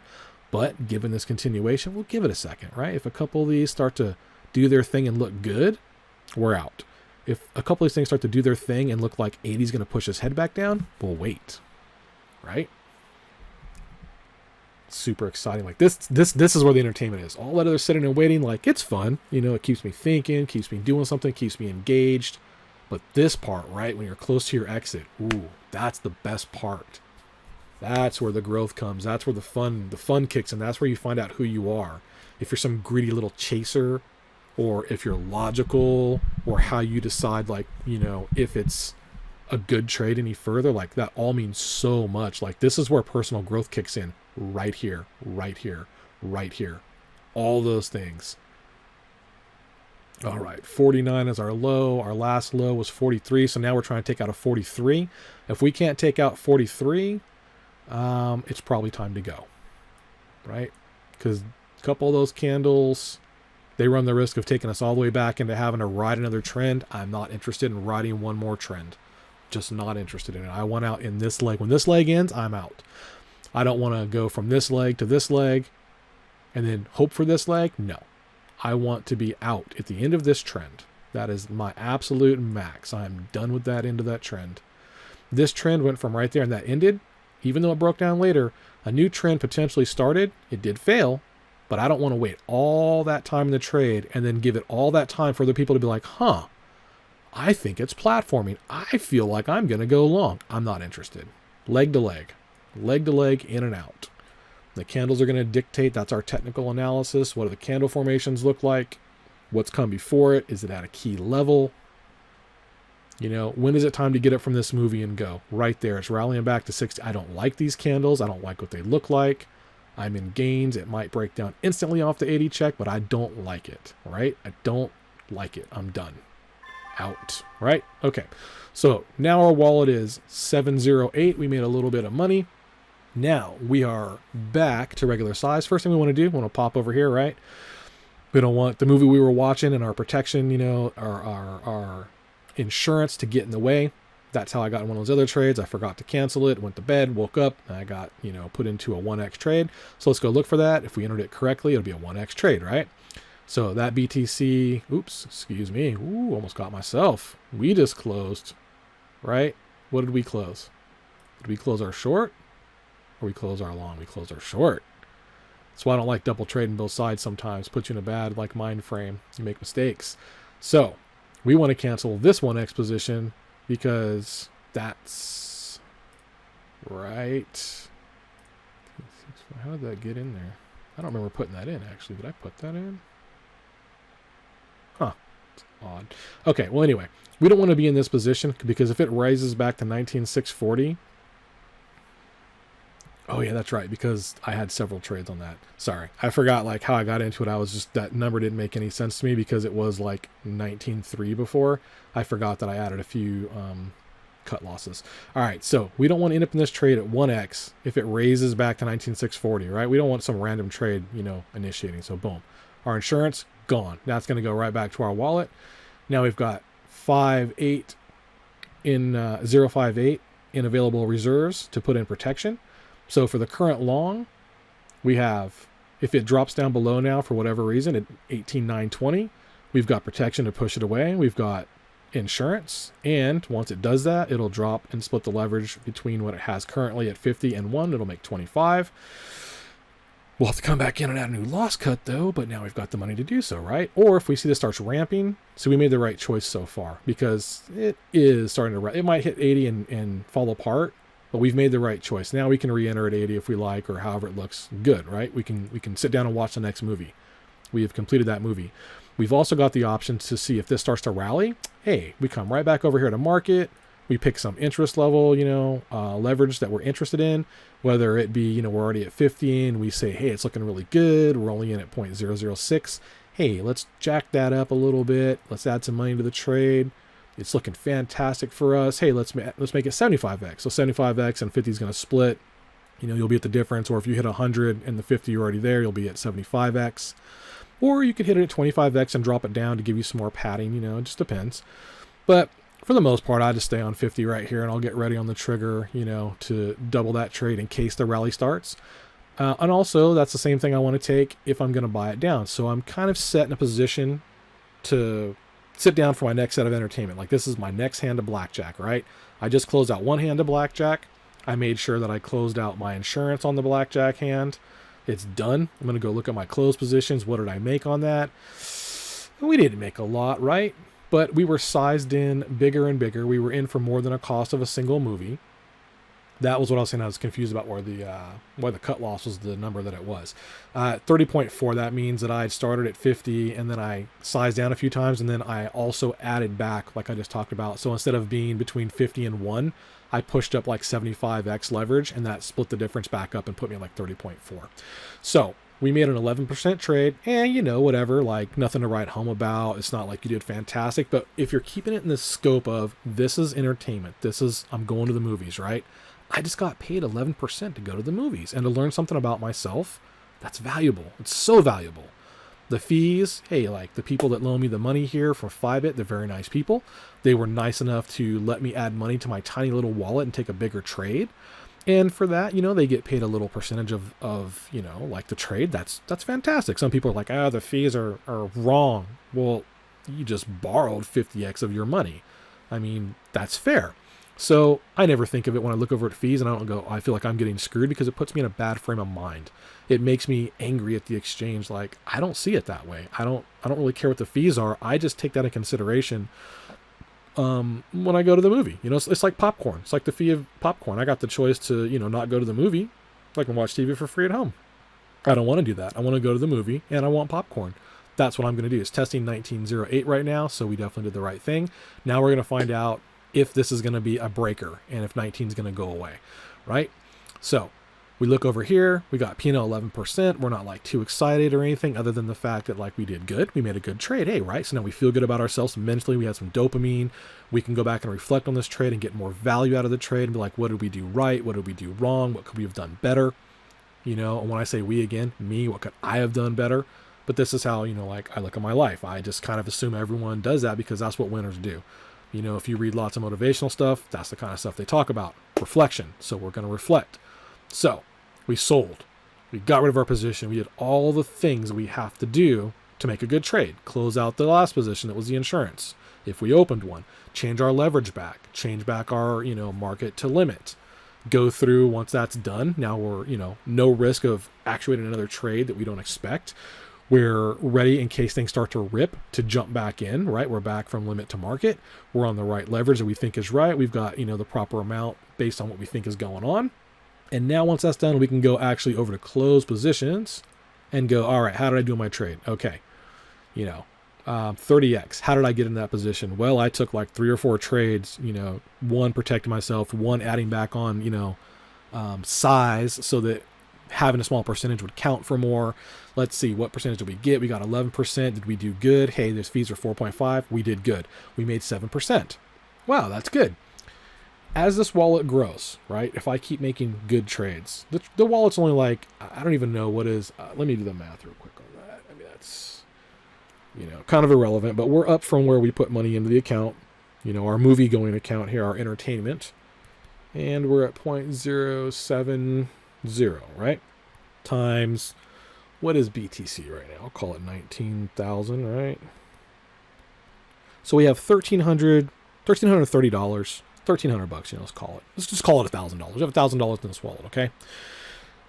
I could max out one trade, right, with no protection, and then make, 7%, 18%, 9%, 10%, 32% like I have after these fees on the last 1, 2, 3, 4, 5 trades, and grow the wallet much faster. But that's not the goal. It's not to grow the wallet. It's to make good trades.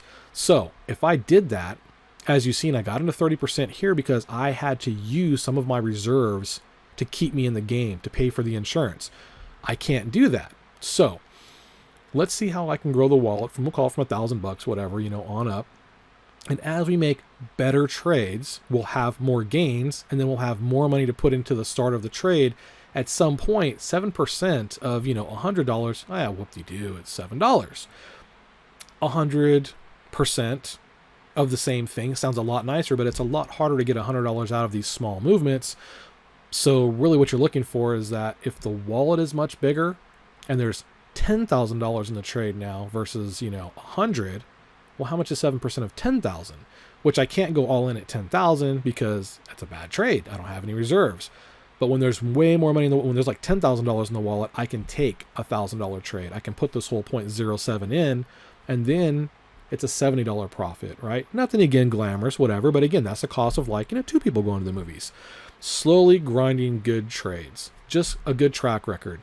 1, 2, 3, 4, 5 wins today, right? Let's look at the 14th, just today. This is all the same session. I've been trading since the 13th. I've had a very long session of trading. It's time for me to go to bed, but I wanted to make a video because all these little short ones were getting sent everywhere. If you're still with me to this point, thank you so much. If you want to be able to join my Telegram or any other place with me, you're more than welcome to. You can watch other content, obviously, that I don't put out onto YouTube, which is why I had to make this crazy long video. I'm not going to time chapter it or anything. It's just a raw, rough cut. But if you happen to be listening to this specific section right now, you can hit me up on Telegram at Short Shark. Okay? And if you want in the group, let me know. I'll toss you an invite. Thank you for watching. If fate puts it that you happen to be into an hour and 47 minutes of this, and you're like, whoa, I do want to join this group, hit me up. I got you. And what we're going to look at again here is just a good track record. Like I said, we'll just look at the 14th. Let's just look at the 14th. So what are we at? 1, 2, 3, 4, 5 winning trades. Okay. Yeah. The 15th. Sorry. It'll have to be those because that will start on the 14th. Good trades, right? Nothing crazy to write home about, but 32% after fees, 11% after fees, 9% after fees, 18%, 7%. Those are good trades. If each one of those trades was a $10,000 trade, that money is fantastic. But again, I don't want to think like that. The second you think like that, you lose. So all I want to do is just, when I reflect, look at this track record and say, did I make good trades today? I did. I made fantastic trades. Did I handle the trades that went out of my favor in the beginning because I entered a little bit, on the wrong side? Yes, I did. I did fantastic. I did a very, very good job. Even though right now you could be like, well, you're underwater on that long. It was a fantastic trade. We got in there at the hedge of a tabletop breakout that kept pestering us when we already had another trade on that we needed a hedge for. So this trade here now isn't a trade. It's a hedge trade. It was a hedge trade that we were sure we would win with all things considered after we got out of the other trade, had money to buy insurance to the loss cut, and just get back out at break even. We're only looking for 208 to get out at break even, right? That's where we're at. We're at 1994. We've clearly made the right choice on getting out on the last trade that we just got out on because it has rallied back against us. Now, if we decide that it's topped out and want to get in short, hey, we're totally available to do so. We can take a new good trade. We made 7% on the last one versus losing our 7% grinding against us.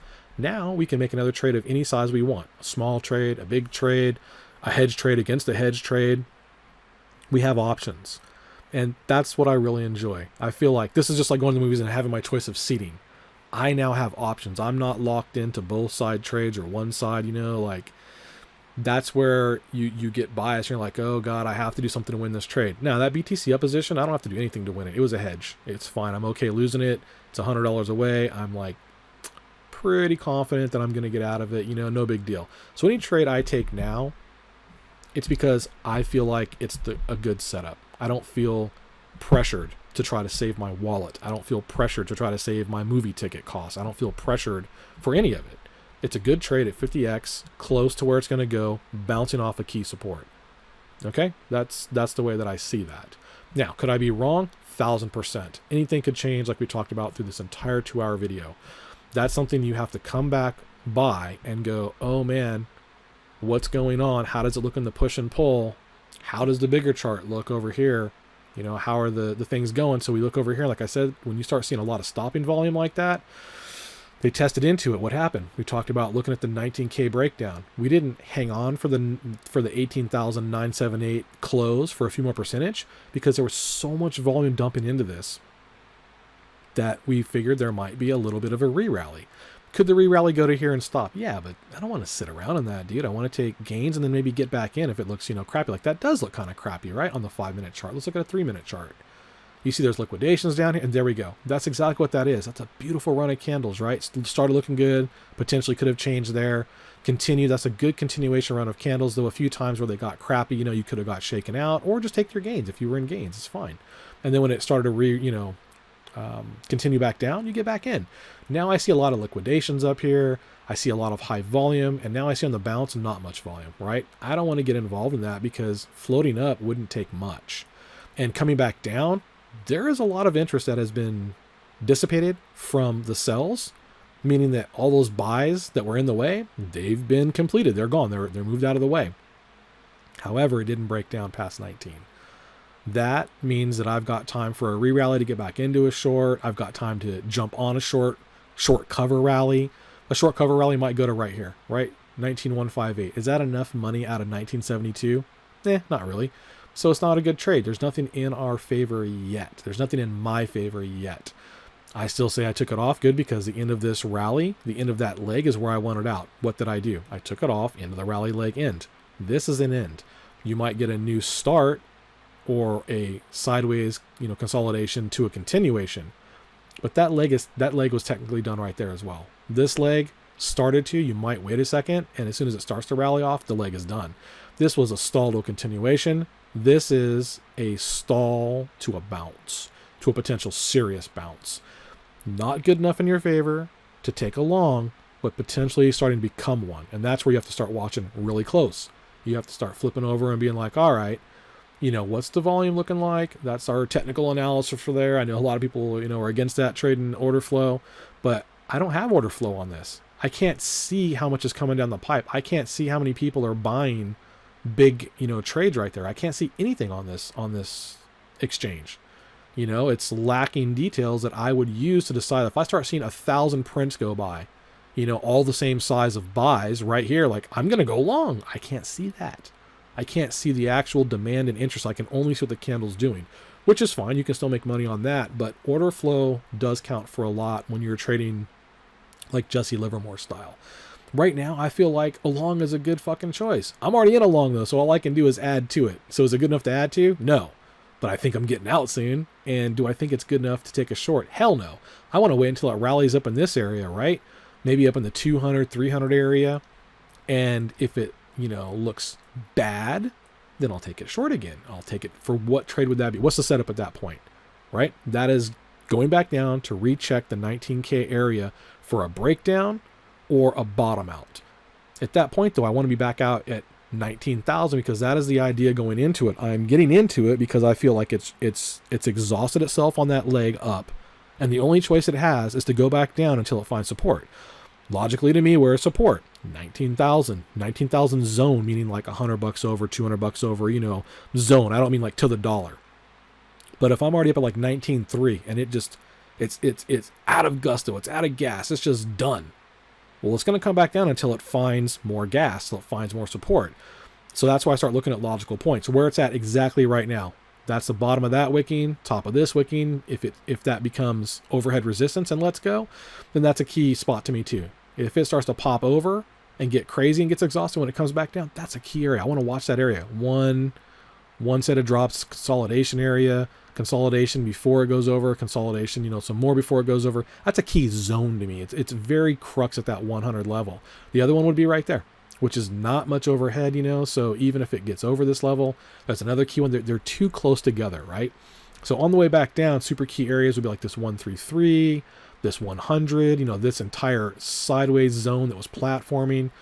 That's something I would look for. So if it got to like 19.3, I get out. It comes back down to test to look for support. Hey, here's the areas that could find support. This is a giant consolidation box. These key levels where things dipped and, bounced and then stopped again. I always respect support and resistance, because people that don't have a lot of skill are going to look at this chart and go, hey man, I'm short from way up here. Where is a logical place for me to place, my cover at? If a guy can look at a chart and see like it's went to here, right? And he gets in short here, those are pretty logical spots where they were serious and bounced off that could come back over above where his entry was and put him underwater. Well, there you go right there. That was a logical, right? That's a logical place to put it, and probably why a lot of people did, because look at that. Logical. Why? Because it lined up 1, 2, 3, 4 times. Very, very serious, and was also overhead resistance on the way up pushing over. Open short, it gets soft, hits a logical. People are like, you know what? I'm just trying to take the gains I got. That's what, causes ledges and supports and resistances. So because of that, if I can look back at the local near-term resistances and supports, I'm interested in taking trades to those levels, watching what happens when they get there for the reaction. And if the reaction is still in my favor, I'll continue the trade, right? That's a good trade. If I get there and it starts to be like, all this overhead resistance of all this zone, that zone, if it gets there and it's bad, that tells me like there's a lot of overhead, resistance, meaning that people that had gains put in sells there, because they're being like, hey man, I bought this in to go long at 19,000. There's a ton of people up there now. Now there's all this supply waiting to buy, and maybe it outpaces the current interest to buy. These guys want to cash out, right? I'm looking for that. I'm looking for win, buy, and sell, interest, push the other one around. So those are logicals. It's super easy because the majority of traders can look at everything I just said and go, that's where I want, where am I going to put my trade? Where am I going to put my stop loss? Where am I going to put my gains? That's just logical, right? So those are the areas to watch. When you're trading high leverage, for this kind of entertainment, it's easiest to just go where the majority of people are, like the majority of people are right there and right there. So those are really logical places for me to watch for reactions to take off my trade or to enter my trade. That's more or less how I do my little entertainment. I try to keep it as simple as possible. I try to trade leg to leg. If a rally's wearing out or, interest is given away and I've got gains, I want out. Right now, I don't have that ability to get out, right? Because right now I'm underwater a little bit. So if interest and demand gives out for the buy, I can't just be like, oh, we got gains, we're going to take it because the leg is done. This was a hedge trade and I'm in for more than leg to leg. That's unfortunate, but it's part of, doing our thing. So don't be too greedy. Don't be crazy. Don't leverage trade at all, because this is all the crazy shit you have to think about. You have to have a mind that's pretty sharp. Lots of data processing is going on. So you have to be, really on top of it. You have to have a keen, sharp mind to order flow trade and to trade this kind of trading, to have any chance at not just losing every single trade, and even if you did, that's fine. It's okay, because you can go back and say, why did I lose every single trade? What the hell is wrong with me? Why do I see things like this? You can make vast improvements in your life. And again, if you are only trading, you can trade as little as 0.0005 here. Like, let's just do the math on that. Like if you just really want to see it as, total entertainment, what is the minimum that this place requires you to put in? 1, 2, 3. Oh, that's really small. 0.0005. Is that four digits? Yeah, it is 4 digits. Wow, that's wreck tiny. Okay, so that's probably even less than the cost of a movie. If BTC is 19,000, the max they require you to even put into to open a trade is $9.50. That is less than the cost of a movie. That is less than the cost of getting a Starbucks. That is less than the cost of eating one fast food meal. That is entertainment, okay? You can come here and discover things about yourself that you're never going to find out anywhere else other than after you've made, like a 3-year relationship. Like you got into a bad relationship with someone and it takes you 3 years to learn your lesson and finally cut that relationship loose and go, man, let me reflect. How did I get into that relationship? Holy shit. How did I stay in that relationship? Right? Because it's the same thing when you trade. How did I get into this bad trade and how did I stay in it so long versus just going, it's a bad trade. I'm done, dude. I'm not adding any more money. I'm not buying any more insurance protection. I'm just done. Like, let's just look for, I made a mistake. Okay. How many people get into a relationship and they see 1,000 red flags and go, I can make it work? People do the same thing in trading. If you treat relationships like that, you will treat trading the same way. I can make this work. And that's what I said about those 2 time loss positions that I lost. However, I had the money to make it work. I can send over as much as I needed to bring my liquidation price down to almost 0, right? I have enough. And I knew that, right? I can afford to go past all the red flags and bully my way through that trade. That is not how I want to think about isolated or leverage trading, right? Because you're taking isolated leverage, meaning that whatever you have in the trade, you lose. Cross just uses your whole wallet, right? If you're cross trading, you get into trouble because once you've made a bad choice and there's 1,000 red flags going on, you don't see it because you feel like you got protection. You're good. And then something stupid like this happens. Expiration, right? Expiration happened. You're done. So that's what I'm saying. Like, you have to really, really consider the fact that this is entertainment. And for $9.50, right? $9.50, you could learn that you have, mental problems. You could learn that you have relationship problems. You could learn that you just don't make good decisions. You are a terrible, terrible person at entering or exiting into positions that have risk, right? Because this is risk. However, the risk is the price of a movie. It's less than the price. It's less than the price of a cup of a good coffee. It's less than the price of a good coffee, right? And you get to go back, and if you go make a bad relationship, right? Or you make a bad choice in life. Once that choice is gone, people tend to remember things different. The details get fuzzy because their mind doesn't want to accept that they're, a mistake maker. However, your mistakes here, you can't hide them. This is why I keep saying, like, all these dudes are talking about, I'm going to teach you to trade. I'm going to teach you this or that. Have them open their closed positions. Simple as that. All these loudmouths talking all this I don't care if they trade a $5 trade, right? I don't care. Like I said, I only put $1,000 in here because I don't know if I'd ever get my money back from 5-bit. These guys are a little sketchy as far as I'm concerned, to a degree, I don't have a lot of other options. So if that's my option to be able to show people this, I'll put over the amount that I'm willing to lose, again, like entertainment. I'm willing to risk $1,000. That's fine. As it starts growing, I will definitely move money out of here. I'm not leaving it on this exchange until I feel like I build some confidence and track record with them because, they're 5-bit. Like, who are these people? Like, you look at their website, like, I don't know, they could be gone tomorrow and fold up shop. But one thing you can do is all these guys talking all this crazy shit about teaching to trade and giving you this advice. Open your track record, dude. Easy as that. And I don't care if you're trading the $9.50. I'm not going to talk shit to you. I'm not going to be like, well, you only trade $9.50. All I care about is this right here. It's all I want to see. I don't care if you've got $1 million in these trades or 5 cents in these trades. These trades, these percentages right here, tell me how you think and if I should take advice from you in any way, shape, or form, or if your entertainment is worth watching. I would rather open this thing up after a guy talks all kinds of crazy shit and have him, a terrible track record, and then laugh at the clown and get my entertainment value. And I'd probably still watch him because it's funny. It's funny to hear him talk all this hard, knowledge and all these things that they know how to do. And I'm going to do this, I'm going to do that. And then you open their track record and you're like, you're a clown, right? You're meaning on me. You're joking, right? Like you're joking, and that's okay. Because then I know, like, oh man, not only is it entertainment, the fact that they're saying that it's not entertainment, it really is entertainment. That's fine. It's okay. But how many of these guys are going to open up their track record and show you what their consistency is like? And again, it could be all 10% wins for all I give a crap. As long as you consistently can show me that you can make good choices, you can handle the trade, because when you close those positions as well, I can see those leverages. I know that you added here. I know that you added here, especially if you've been recording and showing that you started on 50X. I can look right there in that list and I can go, ooh, that dude, he got clipped several times. He kept pushing his cutaway. I clearly did too. I did everything I could to save that trade, meaning I managed it well. And then I look over here and go, that dude dug in deep, right? To go from 50 to 10X. Like, wow, they went deep. Let's look at the size. Oh, wow, they definitely dug in size-wise too, meaning like they kept getting in deeper and deeper.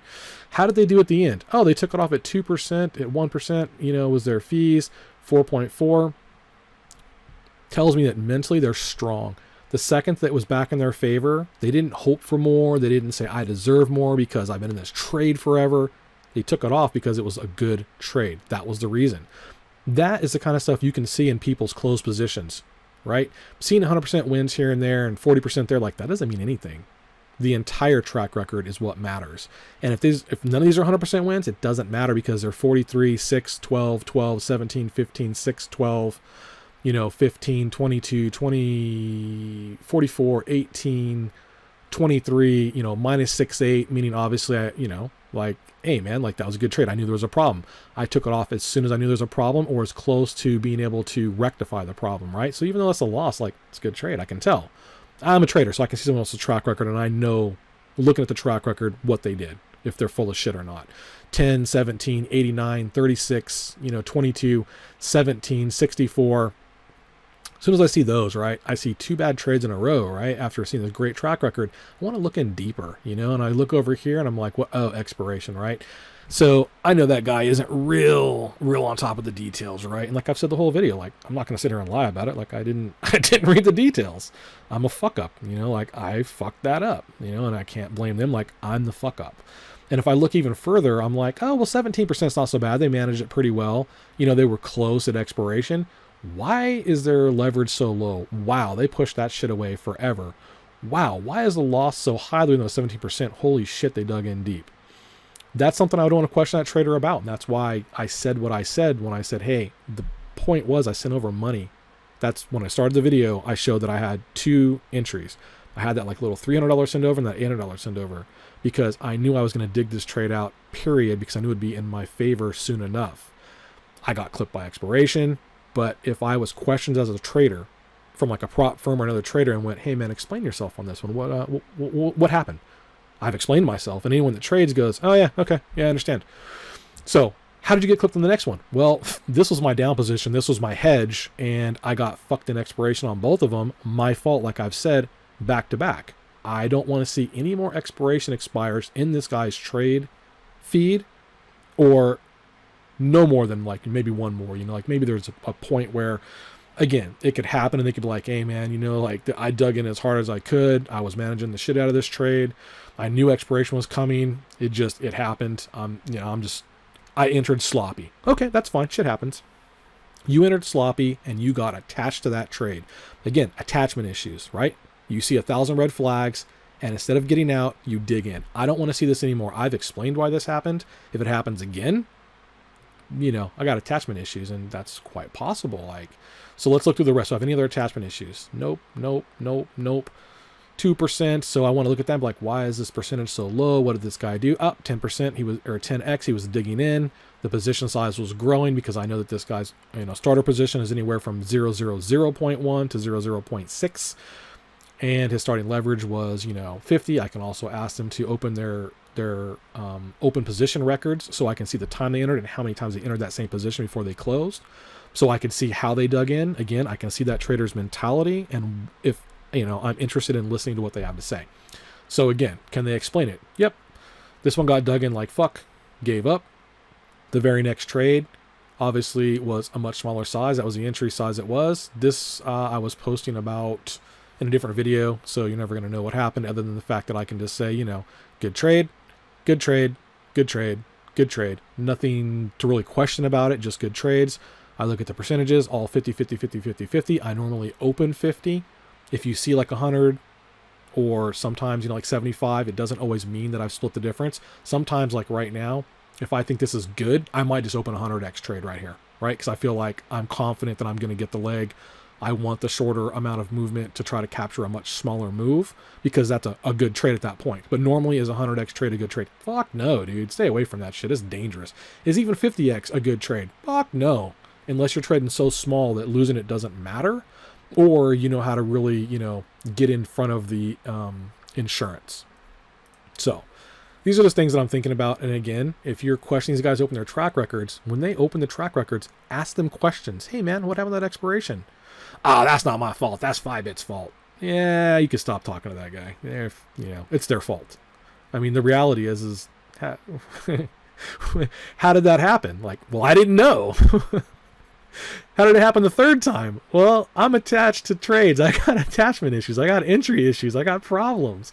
That's what that says, So question people. Have them open their trades. You know what I mean? Like, too many of these guys are talking about how they trade live. They don't trade live. They're giving you recaps. They're giving you select cherry pick shit with no open positions. Like, they're full of crap. They're not even worth watching for entertainment because they're just liars. Now, I do watch movies and I understand the person acting is a liar. I don't think the guy playing Muhammad Ali was Muhammad Ali. But I went for the entertainment. But it doesn't feel good to have people, not really express they're an actor. Because sometimes, the way they're talking is they're enticing you to trade. They're enticing you to get involved beyond just watching them and saying things like, hey, we're about to take this trade. Like, as in, me and the audience, we're going to use my account to take a trade. We're in this together as far as looking at things. That's what I keep saying, like what I want to reiterate 1,000 times, because all these dudes that are, Kirby and everybody else, like, they're full of shit, man. Like, they don't open their trade boxes. They don't open their things and show anything. Again, I don't care what size trade they're trading, but I want to see the record, dude. I want to see your track record. I want to question you on why you took that trade, because a lot of these guys are holding themselves out as teaching you something, as helping you, as supporting you, as, getting you out of the rat race. And man, they're full of shit, dude. 100%. And again, don't fall for it. Don't go for it. Don't even leverage trade. Shit's bad for you. You will 100% lose your money. Anton Krill has pointed out that 90% of traders lose 100% of their money inside of 90 days. And that most traders in the next set that weren't that 10% lose the rest inside of like another 180 days. It is very rare to find a profitable trader. It doesn't happen. And again, like I keep saying, that's because people chase gains versus chasing good trades. People that won't do this right here, they're not good traders. Because they never reflect. They hide all their, I don't want to say the P&L, but the P&L for the process of showing people, like, they just have good mental capacity. That's what this does. This track record shows I have good mental capacity. It shows that I make good advice. I give good advice, and I take good advice. And when I do see a problem, I go track it down, like every, good person like Tony Robbins or anybody else ever says, like, hey man, you want to better yourself every day, 1% better. I don't want to see that again. I made a mistake. I really did. And like I've said, it scared me because I'm about to get into a new business, and I take it very seriously that I need to look closer at the other deal, because clearly I'm getting a little sloppy and looking at details. And nobody really ever opens up their details and shows you guys what they're doing. They don't explain it. They don't tell you what's going through their mind. They just, show you all these fat wins and planes attacking and, all this, interesting entertainment shit, while they're saying they're not entertainers. And then putting like one little line saying like, oh, hey man, just so you know, like, this is also not advice. But then they go on for a whole video and talk about how it's advice. So anyway, you can see we're about to rally back up. We will probably get out of this trade. I think I've made the point excessively on all fronts. And again, this is just like the first video. I don't want to recover this ground 1,000 other times, but I want to cover it correctly one time here, where I continually, just hammer the point home that this is entertainment. Don't leverage trade. And if I say we, you, I, or us, I am not giving you advice. I know I beat the shit out of that horse 1,000 times for this video, but I lost a different account, live trading, where I wasn't teaching anybody anything, but I was actually live trading, like 100% live, not a video like this where I'm like saying, I'm going to show you live trading, and then I give you like a cherry picked video. I don't know what I got clipped for. I caught 3 strikes in 1 strike. And they never gave me an answer. I don't know what happened. I don't know if I used some wrong terminology. I wasn't clear enough times to say, hey, this is not advice. But I was talking about, how to use the tools and stuff. Again, I'm not telling you to use the tools. I'm just telling you how the tools are used if for whatever reason you decide to entertainment trade, but I'm not enticing you. I'm saying don't trade. But if you do, this is how.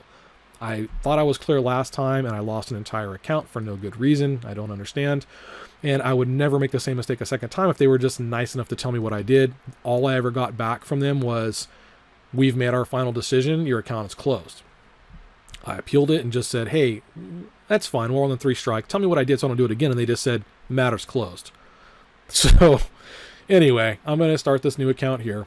This is, the main prelim video. So hopefully if YouTube ever, tries to 3 strike me again, they can look at this video and be like, oh my God, for 2 hours, this guy just, said the same thing over and over.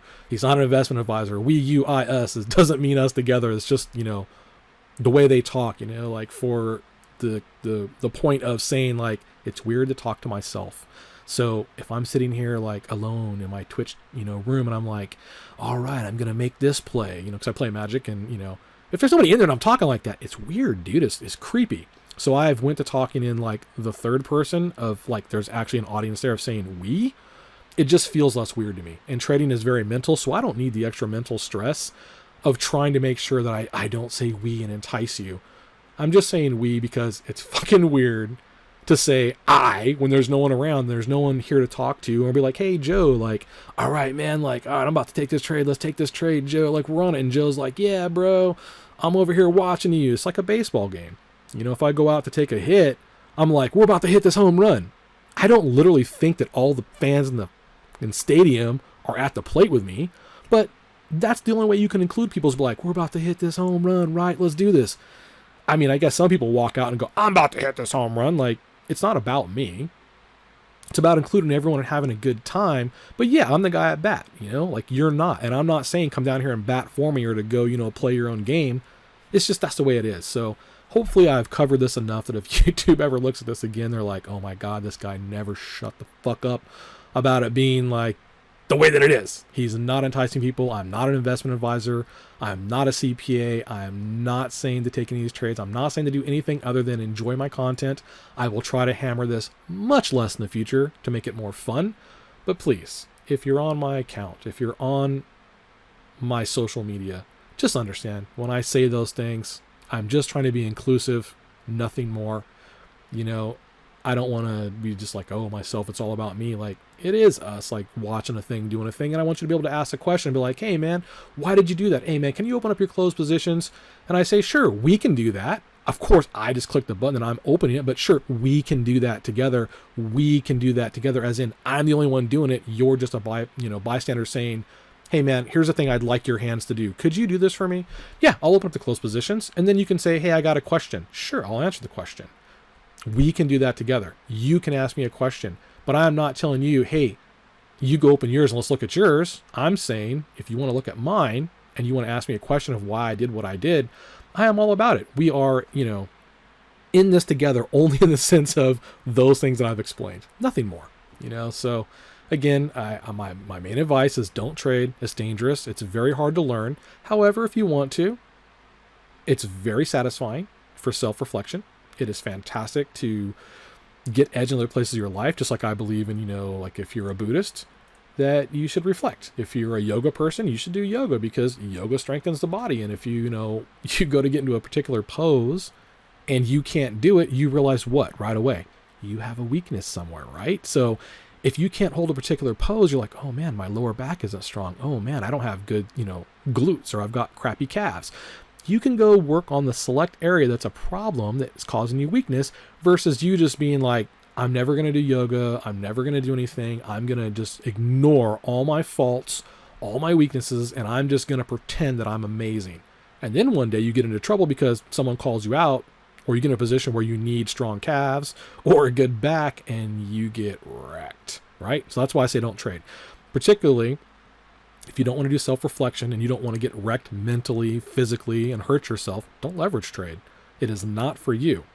It is for you if, again, you want to see flaws faster. It is not for gains. However, again, if you're looking for flaws and doing self-reflection and just using it for that, at the smallest trade in the world of like $9.50, which is what they offer, the price of a cup of coffee, you can make great inroads to changing your life. Now, again, I'm not enticing you to trade. I'm not saying another thing, like that, but I go to a yoga class. It costs me more than the $950, right?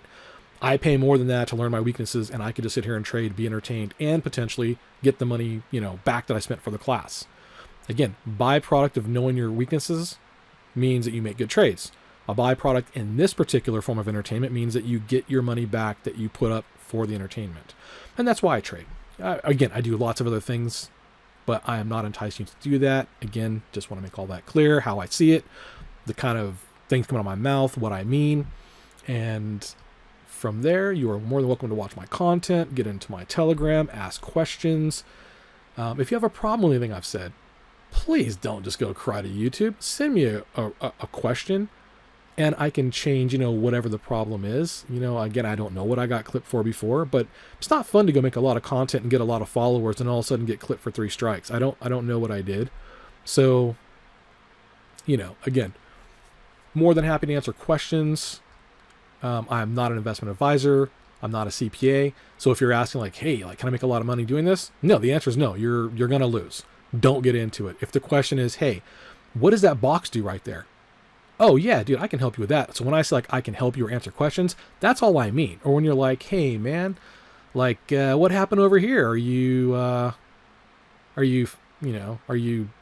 full of shit? What happened? Oh yeah, I can help you understand why I did something, but I can't help you make money or help you make yourself better. That's on you. That's got nothing to do with me in whatever shape or form. I can only tell you what I'm looking at and why I do what I do. And I'm a more advanced trader. I have a better skill set, and I'm willing to, look at my mistakes and do the things like Anthony Robbins and, Earl Nightingale and everyone else suggests to do so that I can be 1% better every day. That's all I have to offer. I can only tell you what I do and why I do it mentally. It's just how to be a better person. And that's based on what other people say makes a better person. That's not what I say about being a better person doesn't mean that it's true. Doesn't mean that, my concept of a better person is a better person, but it does match up with every other person that is somebody in the world that says, if you do these things, that makes you a better person. That's it. I'm only quoting somebody else's work. I'm not saying it's the only way. I'm saying that, people that practice Buddhism, they just become better people because the core concept of being Buddhist is, again, saying hey, what did I do wrong today? What can I do better? Let me reflect. That's just, again, that's not my advice. I'm just saying that's what I've found to be true through those places. If, people like Tony Robbins say, hey, looking at why you do things, why you make choices the way you make choices, makes you a better person. I'm just quoting, what the consensus of, psychologists and people that have degrees said that I find to be true. And I use for myself to better myself. That's it. You could be like, well, I tried Buddhism, doesn't work for me. That's fine. I'm not saying that, there's anything wrong with you or that, it will work for you. I'm just saying that people that have a consensus of self-reflection find that they work on weaknesses faster. That's it. And if you have less weaknesses, well, that makes you better by default, right? So, that's all I'm saying. You're not a bad person if you don't trade. You're not a good person if you do trade. But I find that this is the equivalent again of doing yoga or going to the movies. Well, nah, actually not going to the movies. Going to the movies as far as risk and entertainment goes. But as far as, personal growth goes, I can find out the same things here that I can find out in yoga. And I can never get my money back from yoga. I can never, have it pay for a second class for free. But trading it can. So that's why I trade. And for whatever reason you want to do trading or not do trading, that's up to you, your CPA, your financial advisor. I appreciate you watching. I will probably shoot a shorter second video of how this trade played out, or you might just find just part of another video, going in, or maybe part of nothing. But I just wanted to beat the horse over the head to no end because I have no interest in building this account back up to 1,000 followers and then find out it's gone again. Because if that happens, I'm not doing it again. It's not fun for me. It is mentally abusive to find out that you got wrecked for, just enjoying yourself and putting out some content that you thought was fun. And somebody else decided that, for whatever reason, I'm just going to make your life miserable. And, all that hard work you did to get to 1,000, entertainment followers was done away with just because. I don't think that's cool. So, anyone that has a problem, always refer back to this video or refer YouTube to this video. Hopefully we can do this right this time because I really enjoy live trading. I don't want to send up, videos that were done like this, where they're like cherry picked or whatever. I would like to go back to live trading so people can ask me questions as I'm trading again, like, oh man, what does that leverage slider do? You know, well, what does auto selling do? Like, that's fun for me. It's interactive. Like, I sit, you know, in my office alone a lot trading, and there's not a lot of real interaction, you know. So trader is a lonely life if, you know, that's how you're getting entertainment. But going to the movies by myself, you know, is also lonely. Or even going with other people, because I'm looking at the screen and no interaction. I would like to have some, you know, self-reflecting activities that involve other people to some degree. And trading live stream does that. So I would really like to build that back up a second time, so that I have, you know, a community of people to talk to as I'm doing what I do. Like, that's just kind of fun. And maybe they're trading at the same time too, and we're just like, oh, what are you looking at? And I'm like, oh man, I'm looking at, you know, I'm looking at this order flow. I'm looking at this starting to pull back. Like, I'm thinking about, you know, I like the way this trade looks. And they're like, oh, that's cool. It's not what I'm doing, but it's good to hear your opinion of like what you're doing and how you see it. Like, that's fun for me, you know. So anyway, I'm glad you watched this video at this point. Again, if you've watched this point and like you want to jump in my Telegram, or you want to, you know, like connect, Short Shark on Telegram, more than welcome to send me a DM. I don't always get back to them right away. It might be a few days, might be a week. But generally, if you send me a thing and say, hey, I watched this excruciatingly long video, and you said, you know, you'd let me in your, you know, your Telegram room where you guys just kind of bullshit and hang out, you know, and pass around memes, like, that sounds like fun. I want to jump in that room and join in, you know, the camaraderie. Then please, by all means, send me a message on Telegram, so that you saw me in this excruciatingly long video, and that you waited through, you know, 2.5 hours to hear that, and now you want in. Hey man, get in the fun. Happy to have you watch. Thank you for sticking around this long. I don't think I would have stuck around this long for this kind of stuff either. You can always go back and refer to this video. I'm never going to time track it, because I'm not even going to go wade through 2 hours of stuff to time track this. This is just like a hot take, and again covers, you know, I'm not an investment advisor. I am not a CPA. I am not teaching you anything. This is an entertainment account for entertainment, for shit talking, for memery, for having a good time. That is all it is. So, thank you for watching. Appreciate your time. Have a good day.